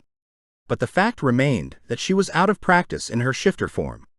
As fast and smart as she was, Jaime had years of training under his belt, a mean streak a mile wide, and a point to prove. And if it came down to it, I would gladly go to my death protecting her. To an outside observer, she would probably seem confident, even laid back. I knew her better than that. When she was getting ready, her hands had trembled slightly as she wound her long hair into a braid, and she deliberated for too long over what to wear, pulling out every item she had brought back with her as well as everything she'd left behind, and laying it all on the bed. She'd never been one for fancy dresses. Like me, she usually kept it simple, plain tees and worn-in jeans with combat boots to top it all off. Perfect for hiking over rough forest terrain. What does it matter? I said. You're gonna be in wolf form, no one will care what you wear beforehand. She glanced at me, her brow furrowed. It matters, okay. I can't go out there looking like the same old Allie. If I'm destined to be the alpha, Reed, I have to look the part. I put up my hands in a gesture of surrender. Okay. Your call. I have to go out there like. I already know who I am. She straightened her neck and rolled out her shoulders. To me, it didn't matter what she wore. Being an alpha was innate, not dependent on anything external. Lara was an alpha in my eyes already. In the end, she settled on a pair of calf-length boots over her jeans and her favorite sweater. Her eyes landed on her old leather jacket that had hung on the back of her bedroom door for as long as I could remember.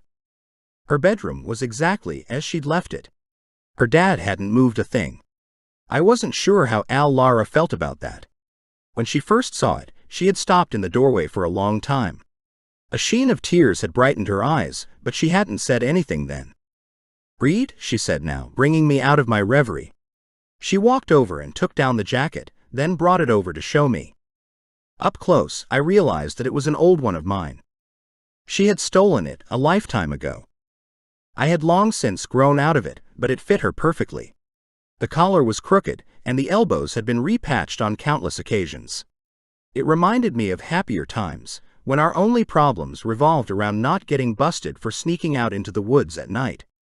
She slipped on the jacket, adjusted her braid, and looked up at me.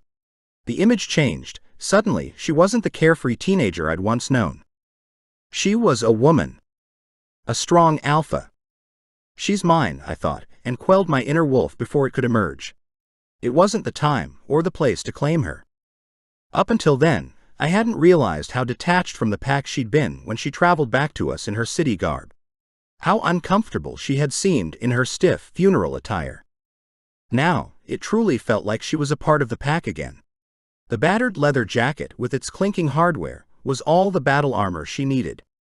"What do you think?" She fixed me with a challenging stare, her mouth lifting at the corners. "Perfect," I said. "Ready?" She nodded. "Let's do this." As Jamie had been Alara's challenger, he was the one to choose the arena for the fight.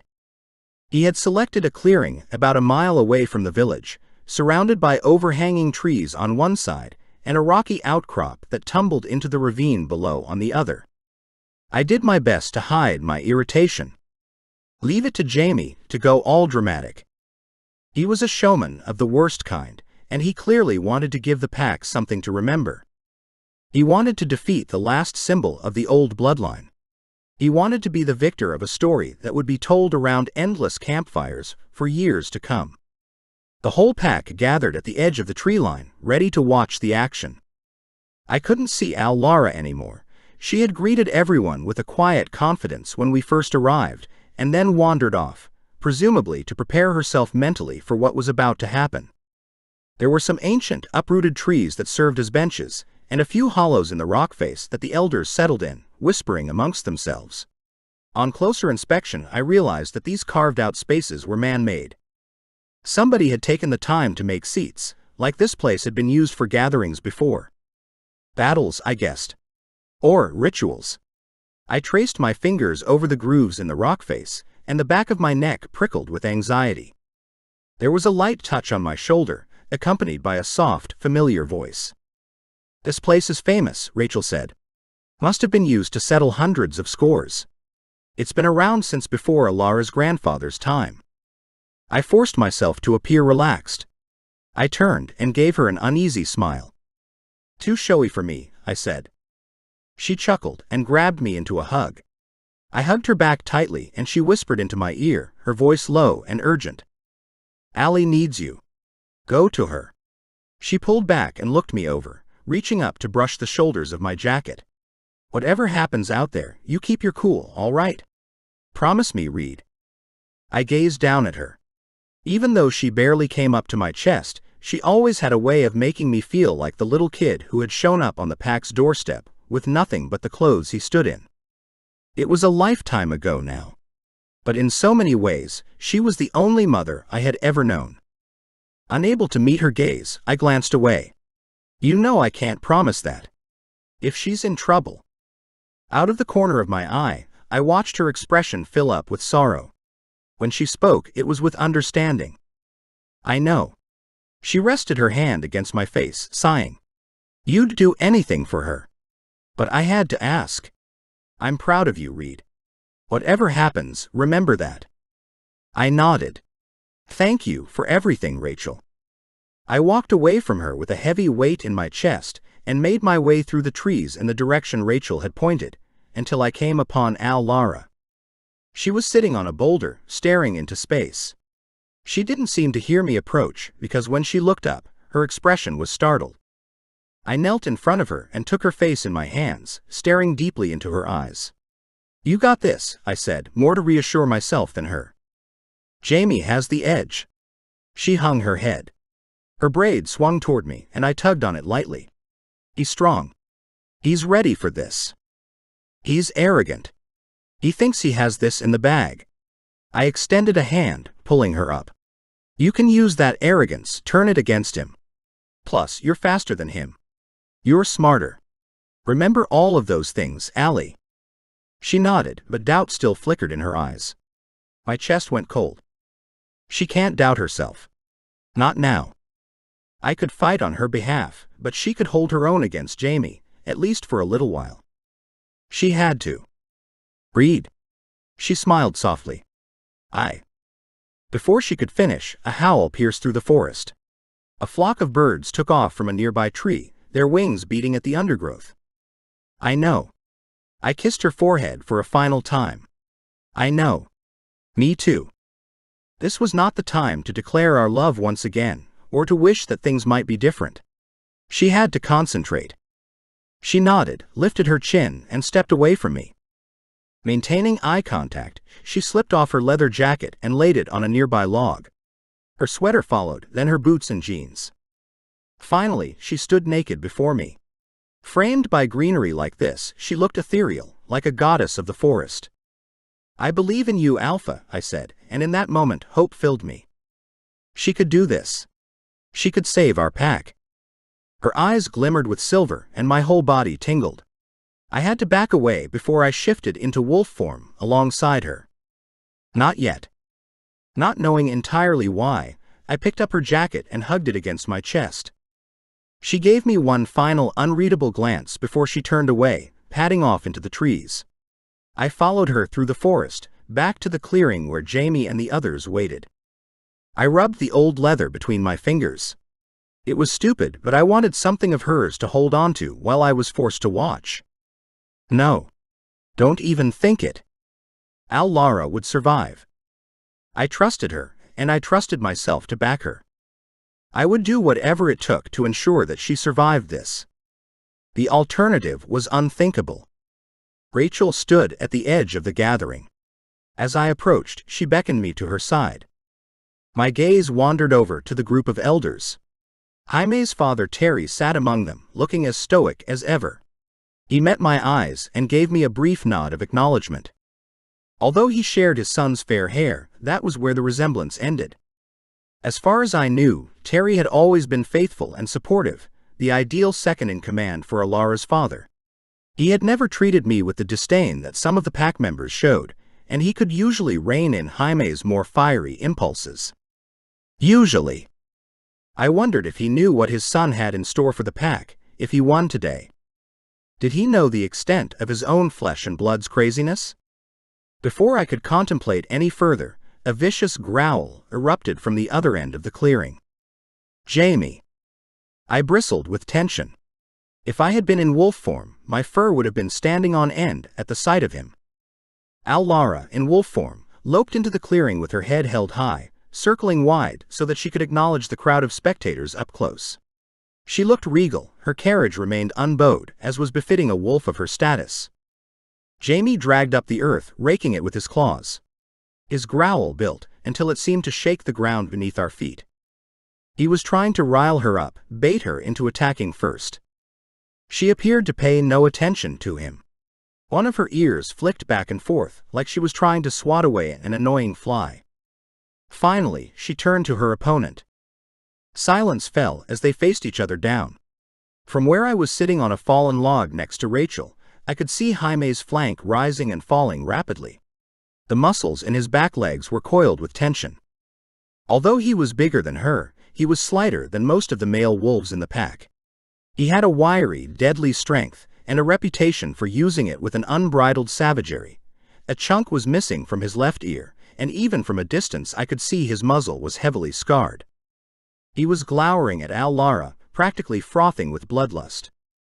My fingers dug into the bark of the log, anchoring me in place. I have to let her do this. Without warning, he leapt for her. His jaws were already wide, preparing to close around her throat. He'll snap her neck in an instant. It'll be over before it has begun. Moving impossibly fast, she met him halfway. They clashed in midair, their two bodies crashing down to earth in a blur of claws, fur, and teeth. Snarls and growls filled the previous silent arena. In a flash, I was transported back to our fight in Alara's backyard, before we left the city. It had been a close call, too close for my liking. Both of us had pushed to the edge of our strength and dexterity. But that battle had been completely different to this one. Death had never been the chosen outcome for either of us. Our battle's undercurrent had held a different kind of intensity. Our passion for each other had been obvious even then. We wanted to draw each other as close as possible, taste the other's delicious scent while we had the chance. This was different. The fight between Jamie and Lara was vicious, frantic, and merciless. They were both going for the kill, snapping at each other's jaws with an impossible speed and ferocity. If either one reached the other's neck, it would likely be over in an instant. Jamie had the size advantage, and he used it. He kept pressing forward, forcing Lara back onto the defensive. I watched with bated breath as he managed to close his teeth around her back leg, but she shook free and slid out from under him before he could fully bite down. Although she was giving it everything she had, I could tell Lara was flagging. She kept feinting to the left, and I realized she was trying to draw Jamie away from the crowd of watching pack members. I growled in frustration. Lara. She was too busy thinking about danger to others, when she should be focusing fully on her own peril. Typical. Jamie lunged again. His bite didn't manage to gain purchase, but he did tear at Alara's ear. She whined, blood dripping down from her wound and soaking the earth between them. Jamie loped back a few paces. His movements were unconcerned and almost lazy. He was enjoying this, taking his time. Arrogance. There it was. Use it against him, I willed her. Rachel placed her hand on my arm. I realized that my fists were clenched and my knuckles were white. I forced myself to relax my muscles and concentrated on slowing my ragged breathing. In, out. Lara backed up, drawing Jamie farther away from the tree line. In, out. He lunged at her again, crowding over her until she bore down into the earth. He was forcing her to lie flat to protect her stomach. Her ears were peeled back and her eyes were wide and fearful. She was showing her fear. That wasn't good. In, out. Jaime's jaws closed around the scruff of her coat. Too close. Far too close to her neck. He dragged her to her feet and shook her violently between his teeth. I couldn't stand it any longer. I had to help her. Shaking Rachel's hand off my arm, I felt the air around me grow hazy and distorted. Adrenaline raced through me, and my heart beat a mile a minute. Jamie dropped Lara into the dirt and nudged at her with his paw like he was playing with his prey. Though they were some distance away by now, I could see her chest rising and falling rapidly. Lara. I bellowed, dropping with a thud onto my knees. I was dimly aware of Rachel and a couple of others pulling at my chest, holding me back. They were trying to stop me from shifting. I gritted my teeth, heeding their warning, but ready to throw them off if I had to. Jamie held Lara down, right at the very edge of the outcrop. One wrong move, and he would send her tumbling over the edge onto the jagged rocks below. Lara gave a soft whimper. Though my blood still raced and I felt like I was about to explode, the noise caused a memory to flicker in the back of my mind. Lara doesn't sound like that. Although panic was flooding my body, I held my breath for a few seconds and thought about that noise. I'd sparred with her hundreds of times. When we were mad at each other, when we wanted to solve an argument, when we were happy, sad, bored, or for any reason at all. I had never heard her make that whimpering sound before. Except once. It had been years ago, when we were teenagers who would skip out on long and boring pack meetings to go spar in the forest for hours. I scrambled to my feet after shifting back to human form and kicked moodily at the dust, glaring at nothing in particular, while Lara picked up a blanket and wrapped herself in it, laughing and laughing. "You look so mad," she said, delight in her tone. "Yeah," I said, feeling belligerent. "You tricked me." "I did not." "Did too." I snagged my jeans and tugged them up quickly. The conversation would be much more embarrassing if we both remained naked. "You pretended you were scared. Made me hesitate. I would have pinned you otherwise." "Well?" She chuckled at the look on my face. "It worked, didn't it?"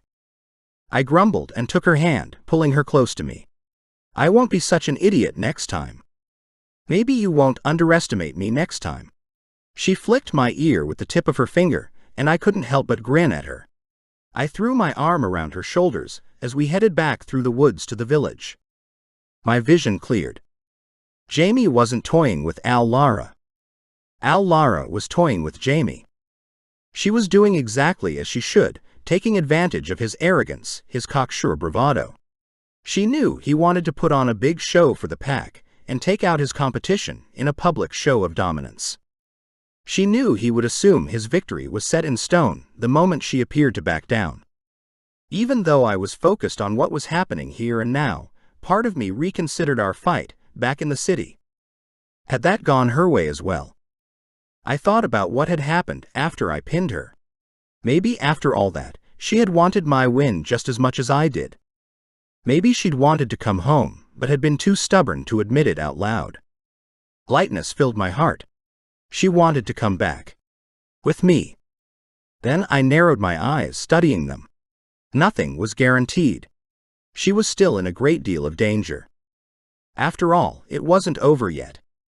I calmed down enough that I wasn't about to shift into wolf form, but the sight of Lara so close to the edge of that precipice still had me on the verge of panic.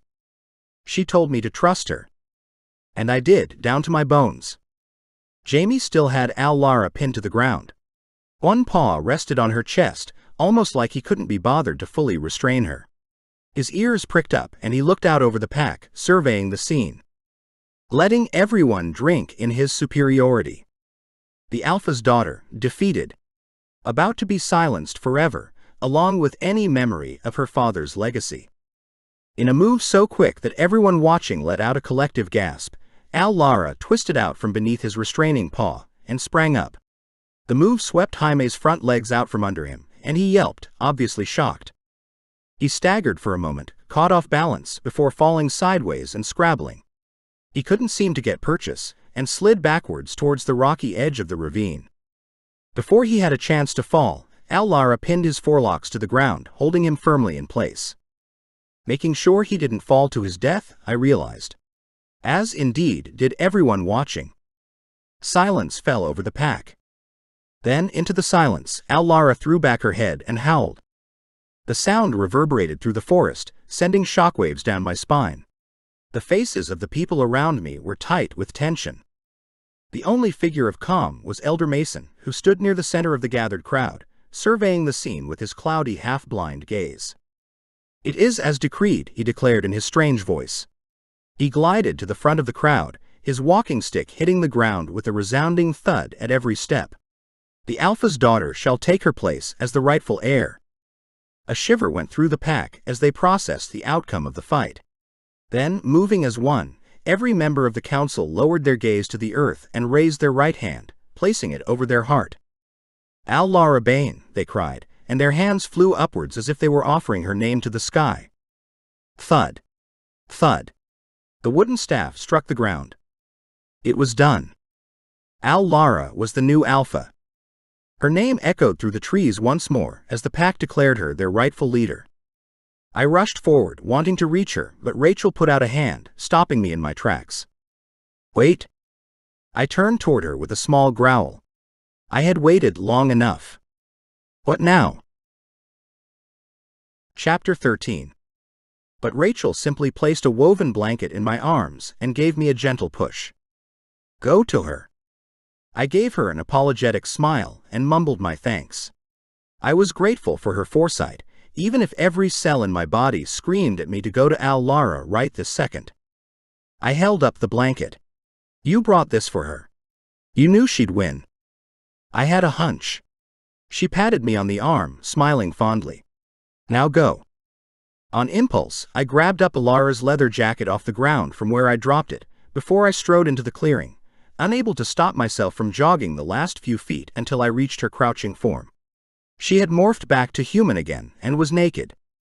She had her back to me, and even from my angle of approach, I could tell that she was panting harshly. "Lara." She didn't seem to hear me. "Lara," I repeated, keeping my voice as soothing as possible. "I'm here." Her head turned then, but just barely. If she were in wolf form, her ears would likely be twitching back and forth. Moving slowly, I draped the blanket over her shoulders, covering her bare skin. After a moment, her fingers came up, and she drew the blanket around her, wrapping herself in it. She stood then, revealing her fallen adversary. Jamie lay sprawled out at her feet, staring up at her with an expression of hatred. The Elder had decreed Lara the winner. There was no way for Jamie to win the fight now, even if he cheated and took her out after the fact while in human form. He would be shunned by the whole pack, and I would kill him. Lara arranged the blanket so that it sat evenly over her shoulders. Her graceful movements made it seem like she wore a coronation gown rather than an old woolen blanket. "The pack have declared it," I said in a low voice. "Once and for all. You are their Alpha, Lara." Finally, she looked up at me. Her blue eyes were shining. She had never looked more beautiful. "Don't I always tell you to trust me?" she said, granting me a soft smile. I chuckled. Maybe I should start listening.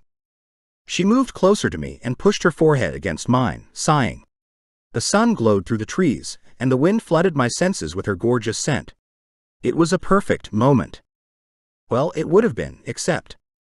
I pulled away and ran a thumb over her temple, snarling when I found blood there. "He hurt you." Her face turned grave, and she glanced down at the silent figure lying at our feet. "It looks worse than it is," she said, reaching up to touch the side of her head gingerly. "Reed, this isn't your fight." "Your fight is my fight," I said simply. Jamie sneered at me, and his eyes glimmered with a hint of silver. I had to look away before I did something stupid. Lara tugged at the jacket I held in my hands, distracting me. "You brought my jacket," she said, giggling. It was kind of silly, given the situation. But it felt right for her to have it while she faced the pack for the first time as their leader. Careful not to jostle her, I lay the jacket loosely over the top of the blanket and brushed stray strands of hair away from her face with my fingers. Now that my heart had stopped racing, I noted every scratch and bruise on her skin. They were scattered all over her face and jawline, and trailed over her collarbones and the exposed portion of her chest. My gaze drifted down to the monster at her feet. "Reed," she said firmly. My eyes snapped back up to meet hers. "It's my call." I inclined my head. "Yes, Alpha." The heat of my gaze contrasted with my deferent tone, but I couldn't bring myself to change it. If I were in her position, I would kill Jamie without remorse. He had done enough damage, to us and to the pack, and if he had his way, he would do even more, destroying anyone who dared to stand in his way. It wouldn't take much. He'd shifted back to human now, and was already at the edge of the cliff, the perfect picture of submission. One push, and he would be out of our lives forever. Lara seemed to be mulling over the same thought. She stared up at the sky and closed her eyes, standing perfectly still for what felt like an eternity. Then she opened them. "No." She turned to me, and I knew her mind was made up. "Jamie lives." I shook my head, readying myself to challenge her with everything I had. It was a fight to the death. "You have to do this." "I won't." She stumbled a little and pressed her hand against her side, groaning. I darted forward to catch her, but she refused to let me take her weight. So stubborn. "I can't let bloodshed be my first act as the alpha of our pack, Reed." "Lara." "I knew it," Jamie spat. "She hasn't got the stomach for it. Just like her dear old dad." He sat back on his elbows and glared up at us. My blood was boiling, but I knew what the outcome of the fight meant for him. Some considered it a fate worse than death, to be defeated. Humiliated in front of everyone. Voices murmured behind us, and I looked up to find that the rest of the pack had come closer. They stood in a crowd a few paces away, watching and waiting. "James Fletcher." Lara raised her voice so that everyone could hear. "As victor, I decide your punishment." She looked down at him, her demeanor cold and regal. "I will not kill you. Instead, I banish you from this pack. From this day until your last, you may never return here. When you die, your bones will not be laid to rest with those of your ancestors." I spared a glance at the pack, wondering what they made of all this. Were they relieved by the outcome of the battle, or enraged? I couldn't really tell. Only Terry's face stood out to me. The man looked white as a sheet. A long silence followed Alara's words. Slowly, Jamie got to his feet, grunting with pain. I felt a shadow of satisfaction that Lara had managed to give as good as she got. For someone so out of practice in her wolf form, she'd really done a number on him. He straightened up, looking her right in the face. No deference to her status showed at all. His eyes were like ice. "You'll regret your weakness," he said in a low voice that trembled with rage. "Someday soon. I promise you. You and your mongrel mate." A growl built in my throat. Lara linked her arm through mine, pulling me away from Jamie until he stood alone at the edge of the cliff. "Leave it," she murmured. "He knows it's over." Without breaking eye contact, Jamie circled around us and backed away, his hands in the air in a mocking show of innocence. Once he reached the edge of the clearing, he stopped and turned back, shouting, When the time comes and you're all sick of this little girl and her mutt, don't worry. I'll be there to take her place. She turned her back on you, but I never will." Without waiting for a response, he loped away, vanishing into the undergrowth. I stared at the spot in the trees where he had disappeared, fighting the urge to follow and finish him. I knew that his threats weren't empty. This wasn't the last we would see of Jamie. Alara's fingers threaded through mine, and I smiled as a new thought struck me. We might have to watch our backs, but so would he. Lara was a force to be reckoned with. And she would have me by her side from this time forward. Casting my gaze over the crowd, I noticed that Jason was watching Lara with an unreadable expression. He glanced away when I caught his eye. Kara murmured something in his ear, and he nodded. Paul stood beside him, looking devastated. I told myself that it didn't mean anything. He just lost his best friend after all. Terry was a far bigger concern. He stood a little apart from the others, staring out into the valley with a blank look on his face. As the beta of the pack's old leader, he would always have a place on the council, and the ear of the pack. Not for the first time, I wondered whether he'd known about Jaime's plans. He'd always been a thoughtful man, the complete opposite of his hothead son. Terry had counseled Alara's father for decades. I fervently hoped that he would understand the position she had been put in. Then I understood the logic of sparing Jaime's life, as well as the compassion. The pack's new alpha would have made a powerful enemy if she had killed Terry's son. Rachel smiled at me, relief and hope in her eyes, and I smiled back. I owed her so much. I'd had nothing when she took me in. Nothing worth holding on to, anyway. Looks like you got your wish after all. Lara tugged on my hand, and I looked down at her. What's that? In spite of her tiredness and injuries, her face glowed. You're stuck with me. I can hardly go back to the city now, can I? Acting on impulse, I picked her up and raised her off her feet. She squealed with surprise before laughing brightly. I'm sure we can find something for you to do here, I replied, burying my face in her hair and kissing her head before setting her down gently. Alpha Bane. She gave me a wicked grin. At your service. Epilogue. I sat in front of my dressing table mirror and peered at my reflection. I might just change that little strand. Kara slapped at my hands as I tried to rearrange the wedding hairstyle that my friend had thoughtfully done for me. Stop fiddling with it. I dropped my hands into my lap, trying to tamp down the guilt. Oops. Busted. Time to put my trust in Kara. She threw a smirk at my reflection via the mirror before continuing to weave her seemingly magic fingers through my hair. It was looped into a simple half-up, half-down style that looked simple and yet elegant.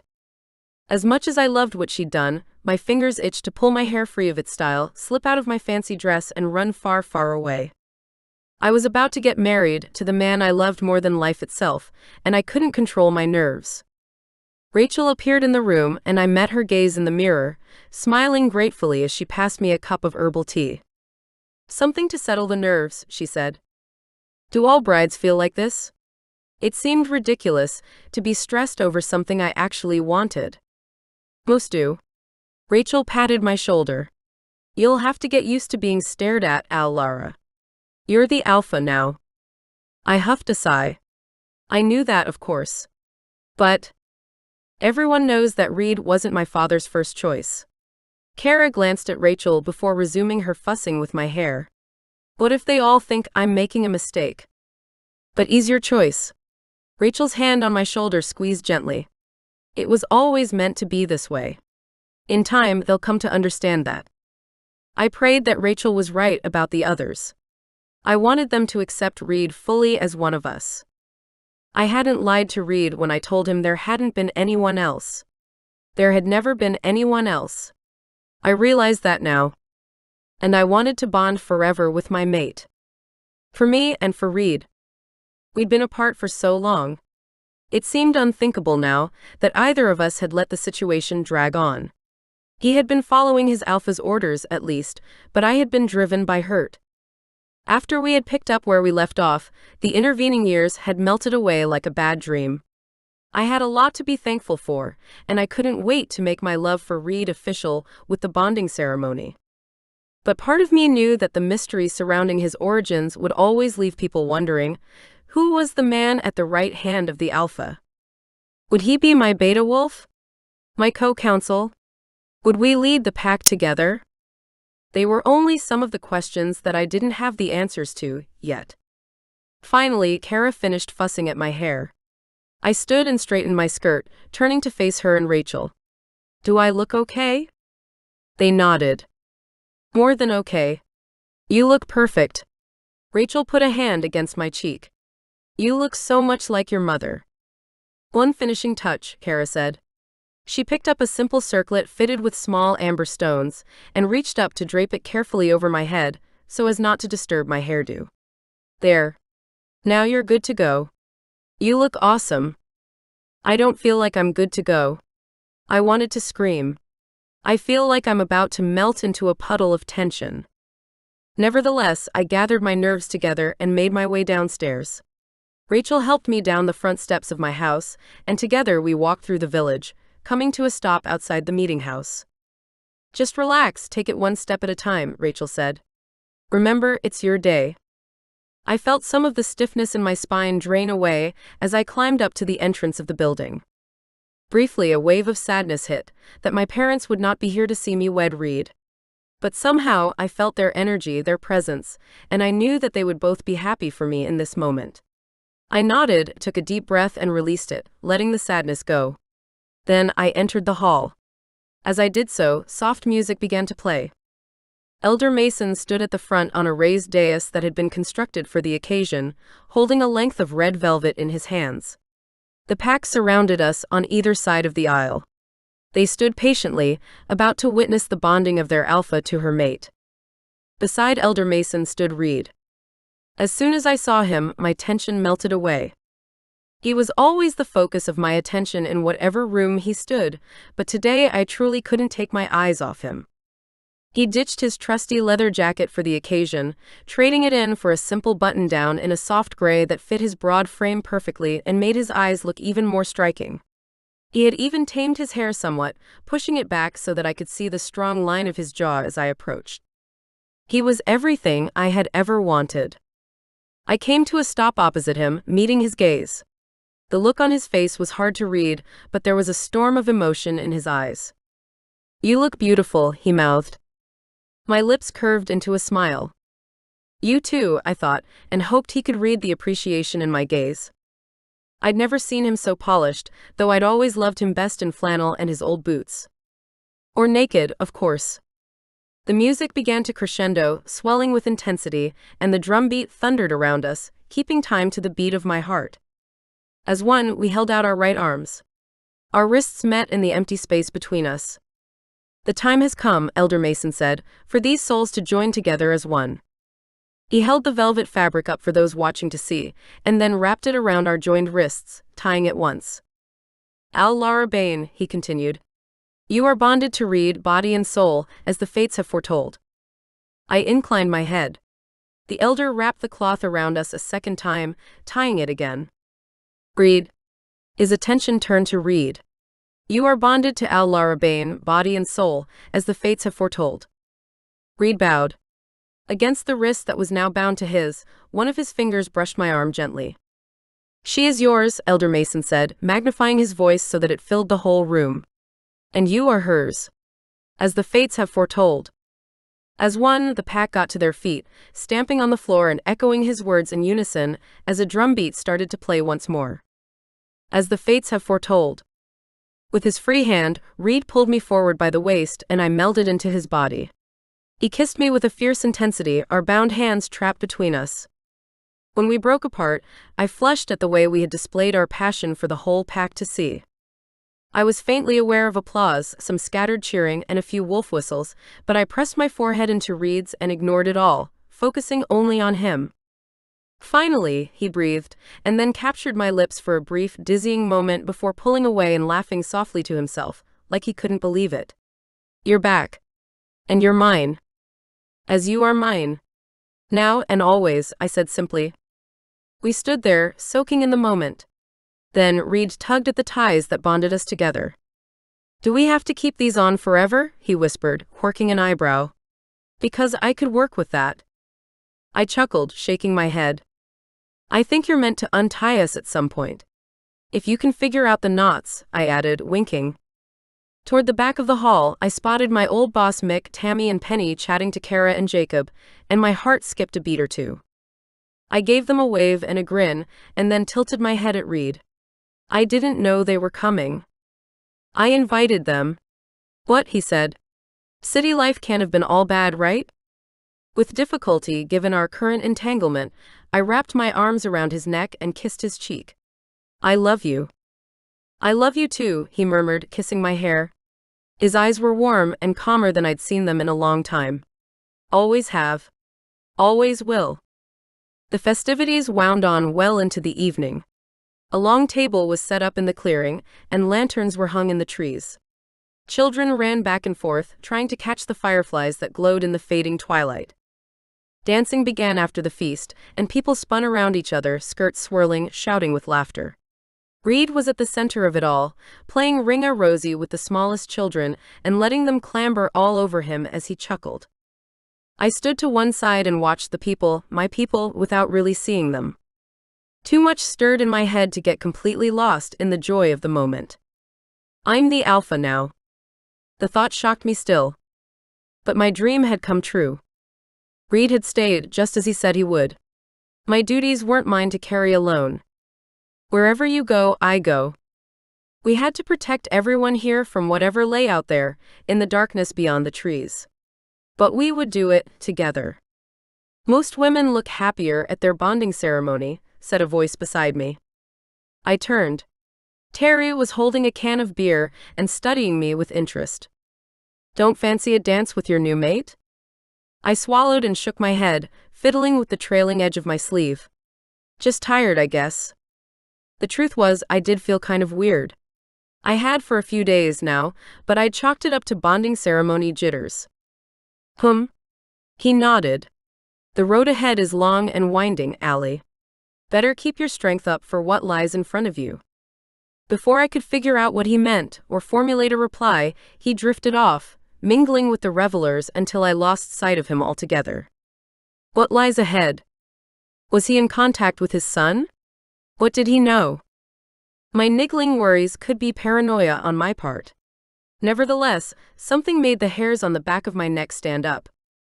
He was your dad's closest friend, I told myself. So, we'd better keep an eye on him, replied another inner voice, which sounded remarkably like Reed. I wonder what he'll do next. Penny came bounding up to me, flushed with exertion from being spun around by the inhuman strength of dozens of wolf-shifter men. Hey, cheer up, sour face. It's your wedding. Or close enough, right? Right. I laughed, forcing a smile onto my face. Having fun? Tons. She grinned back at me. Your hubby, or is it soulmate? Whatever. Reed's waiting for you. Go dance. At that, I shook off the niggle and grinned back at her. Penny was right. I could put away my alpha responsibilities for just one night. I wandered out onto the dance floor where Reed waited for me. His eyes reflected the light of the flickering tapers around us, and his lips were stretched up into the most gorgeous smile I'd ever seen. It might have taken a few bumps along the road to get here, but I knew now that we could take on whatever the future brought to our doorstep. Because finally, we were together. The end. Download Book 2 here. Or read on for a sneak peek into Book 2. Love of the Wolf. Book 2 in the Pack Loyalty series. Chapter 1. Tammy. The forest outside flashed past my window in a blur as we drove. I was sure the landscape was breathtaking this far outside the city, but I wasn't in the mood to take in any of the natural beauty that surrounded us. Up front, Mick and Penny were chatting, no gossiping. Their topic of conversation was fixed on one thing, the mysterious stranger that Lara had eloped with a couple of weeks ago. I'm just saying, it's crazy she ran off with him like that. Penny swiveled in her seat to catch my eye, and I gave her a half-hearted nod. This seemed to satisfy her because she turned back and continued her argument with Mick. If any of my ex-boyfriends showed up like that, I wouldn't be taking them out on any diner dates, that's for sure. I watched her long earrings swing from side to side as she talked. Penny was pretty, petite, and vivacious, a real firecracker. I wouldn't be surprised if she had to fend off a guy from time to time. Nah, Mick said. I could see his profile in the wing mirror, and he was frowning. I saw the way he looked at her. It was deeper than some past fling, I'll bet. Lara said he dumped her, Penny mused. What? She laughed, catching Mick's raised eyebrow look. So I eavesdropped a little. It was past midnight, and there were no other customers in the diner. You can't tell me you wouldn't have done the same. Mick just harumphed and caught my eye in the mirror. Check the map, will ya? This place must really be out in the sticks. Sighing to myself, I opened the map and spread it over my knees, running my finger over the route we had marked out. Of all the road trips I'd taken, this one had to be the weirdest for a few reasons. Reason number 1, the track we were on was narrow and winding, with steep banks cut into the rock on either side of us. It was completely unmarked on the map itself, so we were basically following a series of crosses Reed had drawn for us and praying we were on the right track. We were in remote territory now, and if we got lost, nobody had any bars of reception on their cell phones to call for help. I couldn't ask Lara for advice, even if we had reception. Reed had invited us as a surprise for her, so she didn't know we were coming. Reason number 2, Lara had disappeared practically overnight. The only communication she'd left was a short note to Mick, saying she was fine and that she had to take care of some things at home, and she would only be gone for a few days. While this let us know that wherever she had gone, she was, hopefully, safe, it didn't give us much else. Reason number 3, the next thing that happened completely out of the blue was an invitation from her hunky guy Reed to their wedding in Alara's hometown. Out here somewhere, in the middle of nowhere. Only he didn't call it a wedding. He'd called it a bonding ceremony. I had to admit, this last bit intrigued me a little. I didn't have Lara pegged as the type to be into all that new age, crystal healing stuff. Looks like we're on the right track, I said. We passed that cave thing on the left a couple miles back, right? I think so, Penny said, sounding uncertain. She and Mick resumed their debating, and I tuned out, letting the sound of their voices wash over me as I went back to staring into space. Truth be told, I hadn't known Lara very long. She was a good coworker and I loved working with her, but I'd always known the bar job was just a stopgap for her. A way to make ends meet, just like it was for me. I was fresh out of college, having finally completed my last semester and gained enough credits to earn my degree in childcare. Lara and Mick had both surprised me by showing up to my graduation ceremony. The one thing all my friends and family wanted to know was when I would start my training program to become a social worker. It had been my goal from the minute I'd started further education, and they all knew it. I fobbed them all off and kept my answers vague and non-committal. There would be time for all that, and I was fine where I was. Mixing drinks wasn't exactly my idea of the best way to spend my weekends, but it paid the bills. Besides, it wasn't like I had anyone to spend my weekends with. Not anymore. I shook off the dark thoughts and focused on Lara. This was going to be her day, after all. I knew the other two were curious to see the mysterious bonding ceremony. Reed hadn't really described what would happen, but I got the sense that it wasn't like anything I'd seen before. Part of me knew I should be excited too.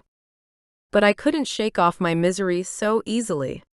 It had sunk its claws into me a month ago, and I knew it wasn't going away anytime soon. Time heals all things.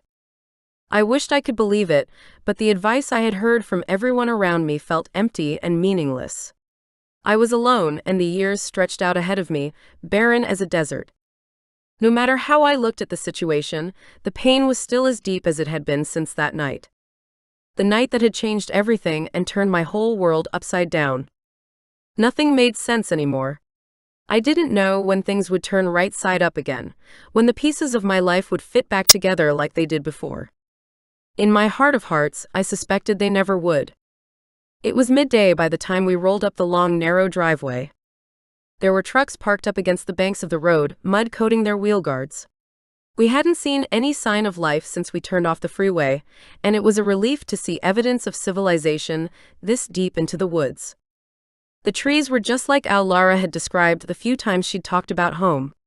Their trunks were thick, Some stood wider than our car's width, and they were so tall I had to crane my neck up to see the treetops. Their branches were so high, it was like they held up the skies above us. Mick parked up on a small patch of grass littered with dirt bikes and other cars, and turned off the engine.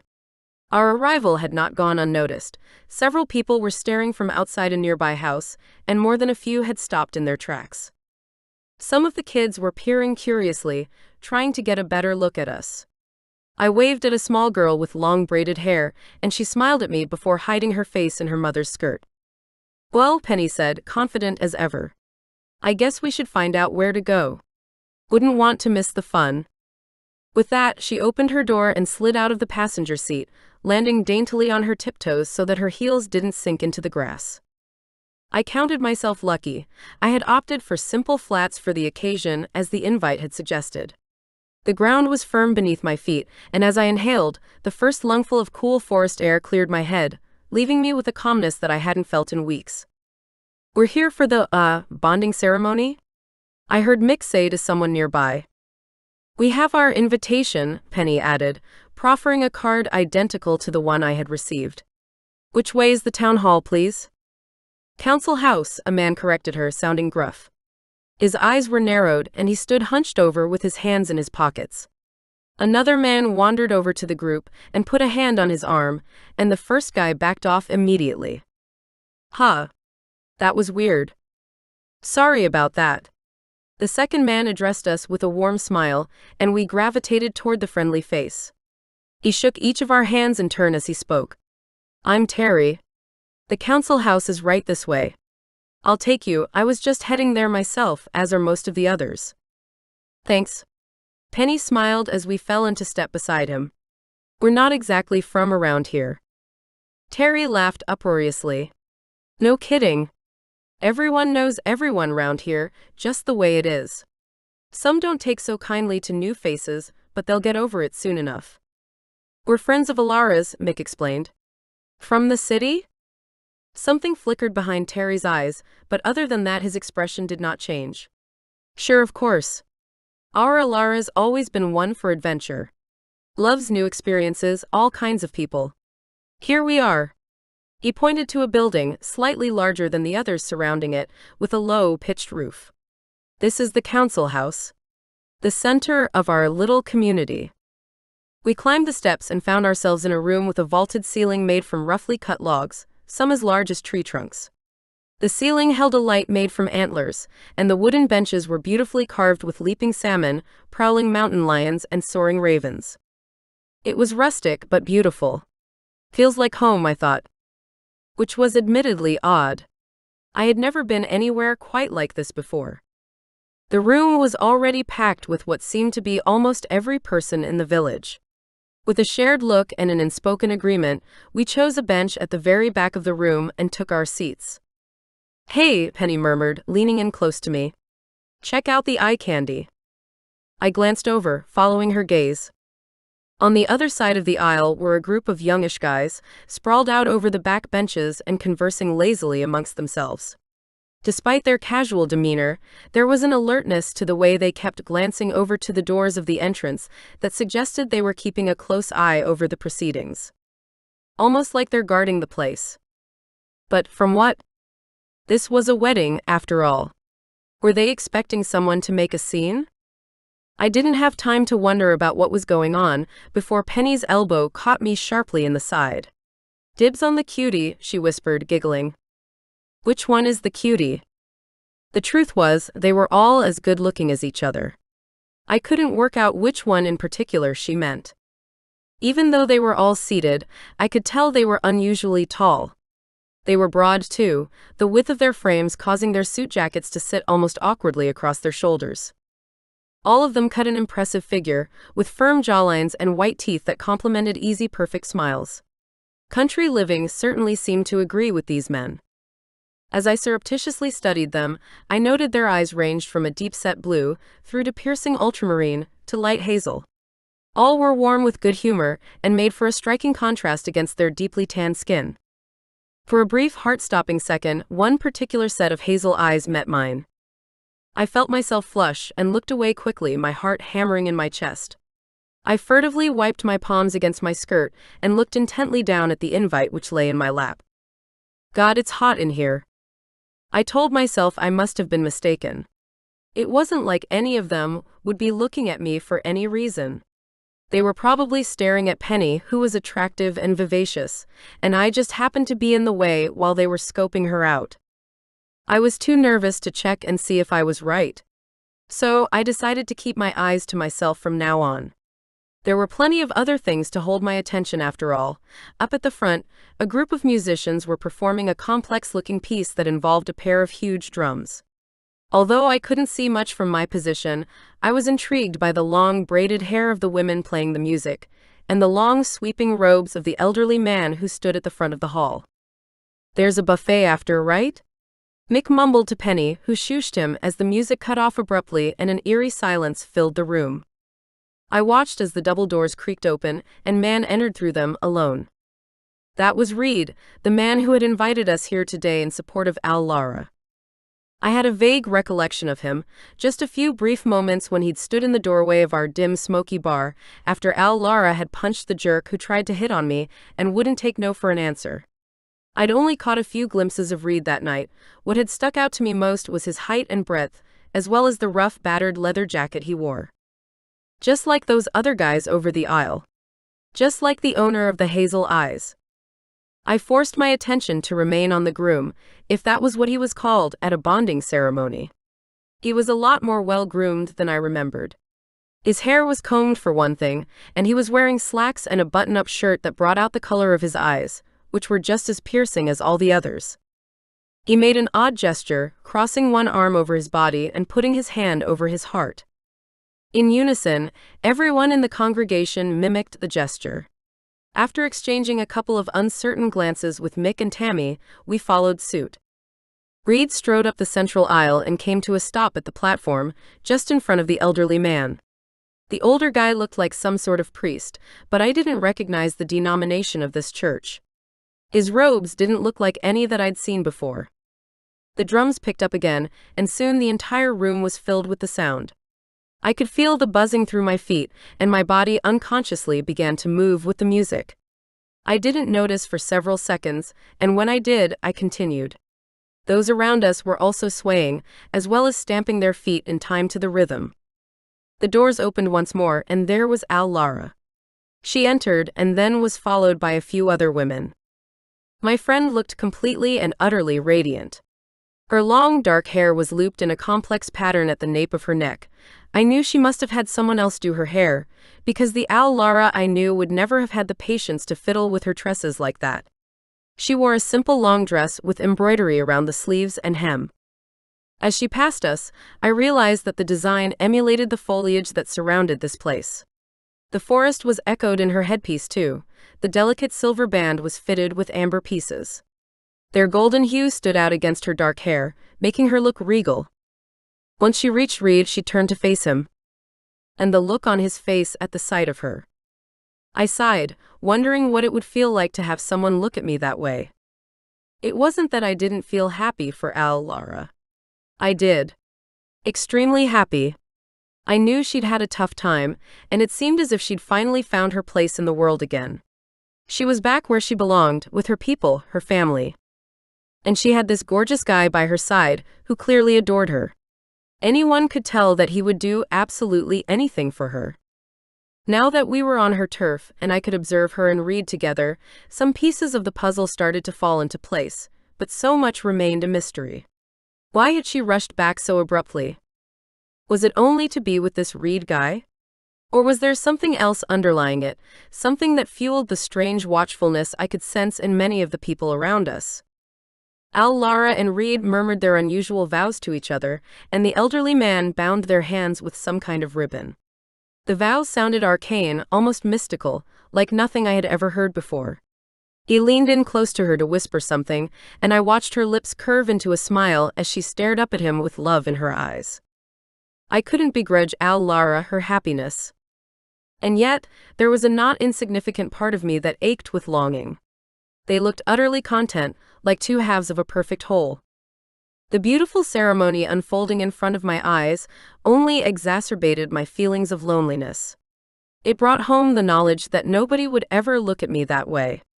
Never cradle my face like I was something precious and irreplaceable to them. Never kiss me like they couldn't get enough, like there was nobody else in the room but the two of us. I envied her the security of Reed's love, even as I celebrated for her. She knew the man she loved would never leave her or look at another woman. She knew that the love she felt was returned by her partner completely, and she had her whole community to celebrate this day with them both. It was a life I would never know, and I was human enough to admit that it crushed me a little inside to acknowledge that fact.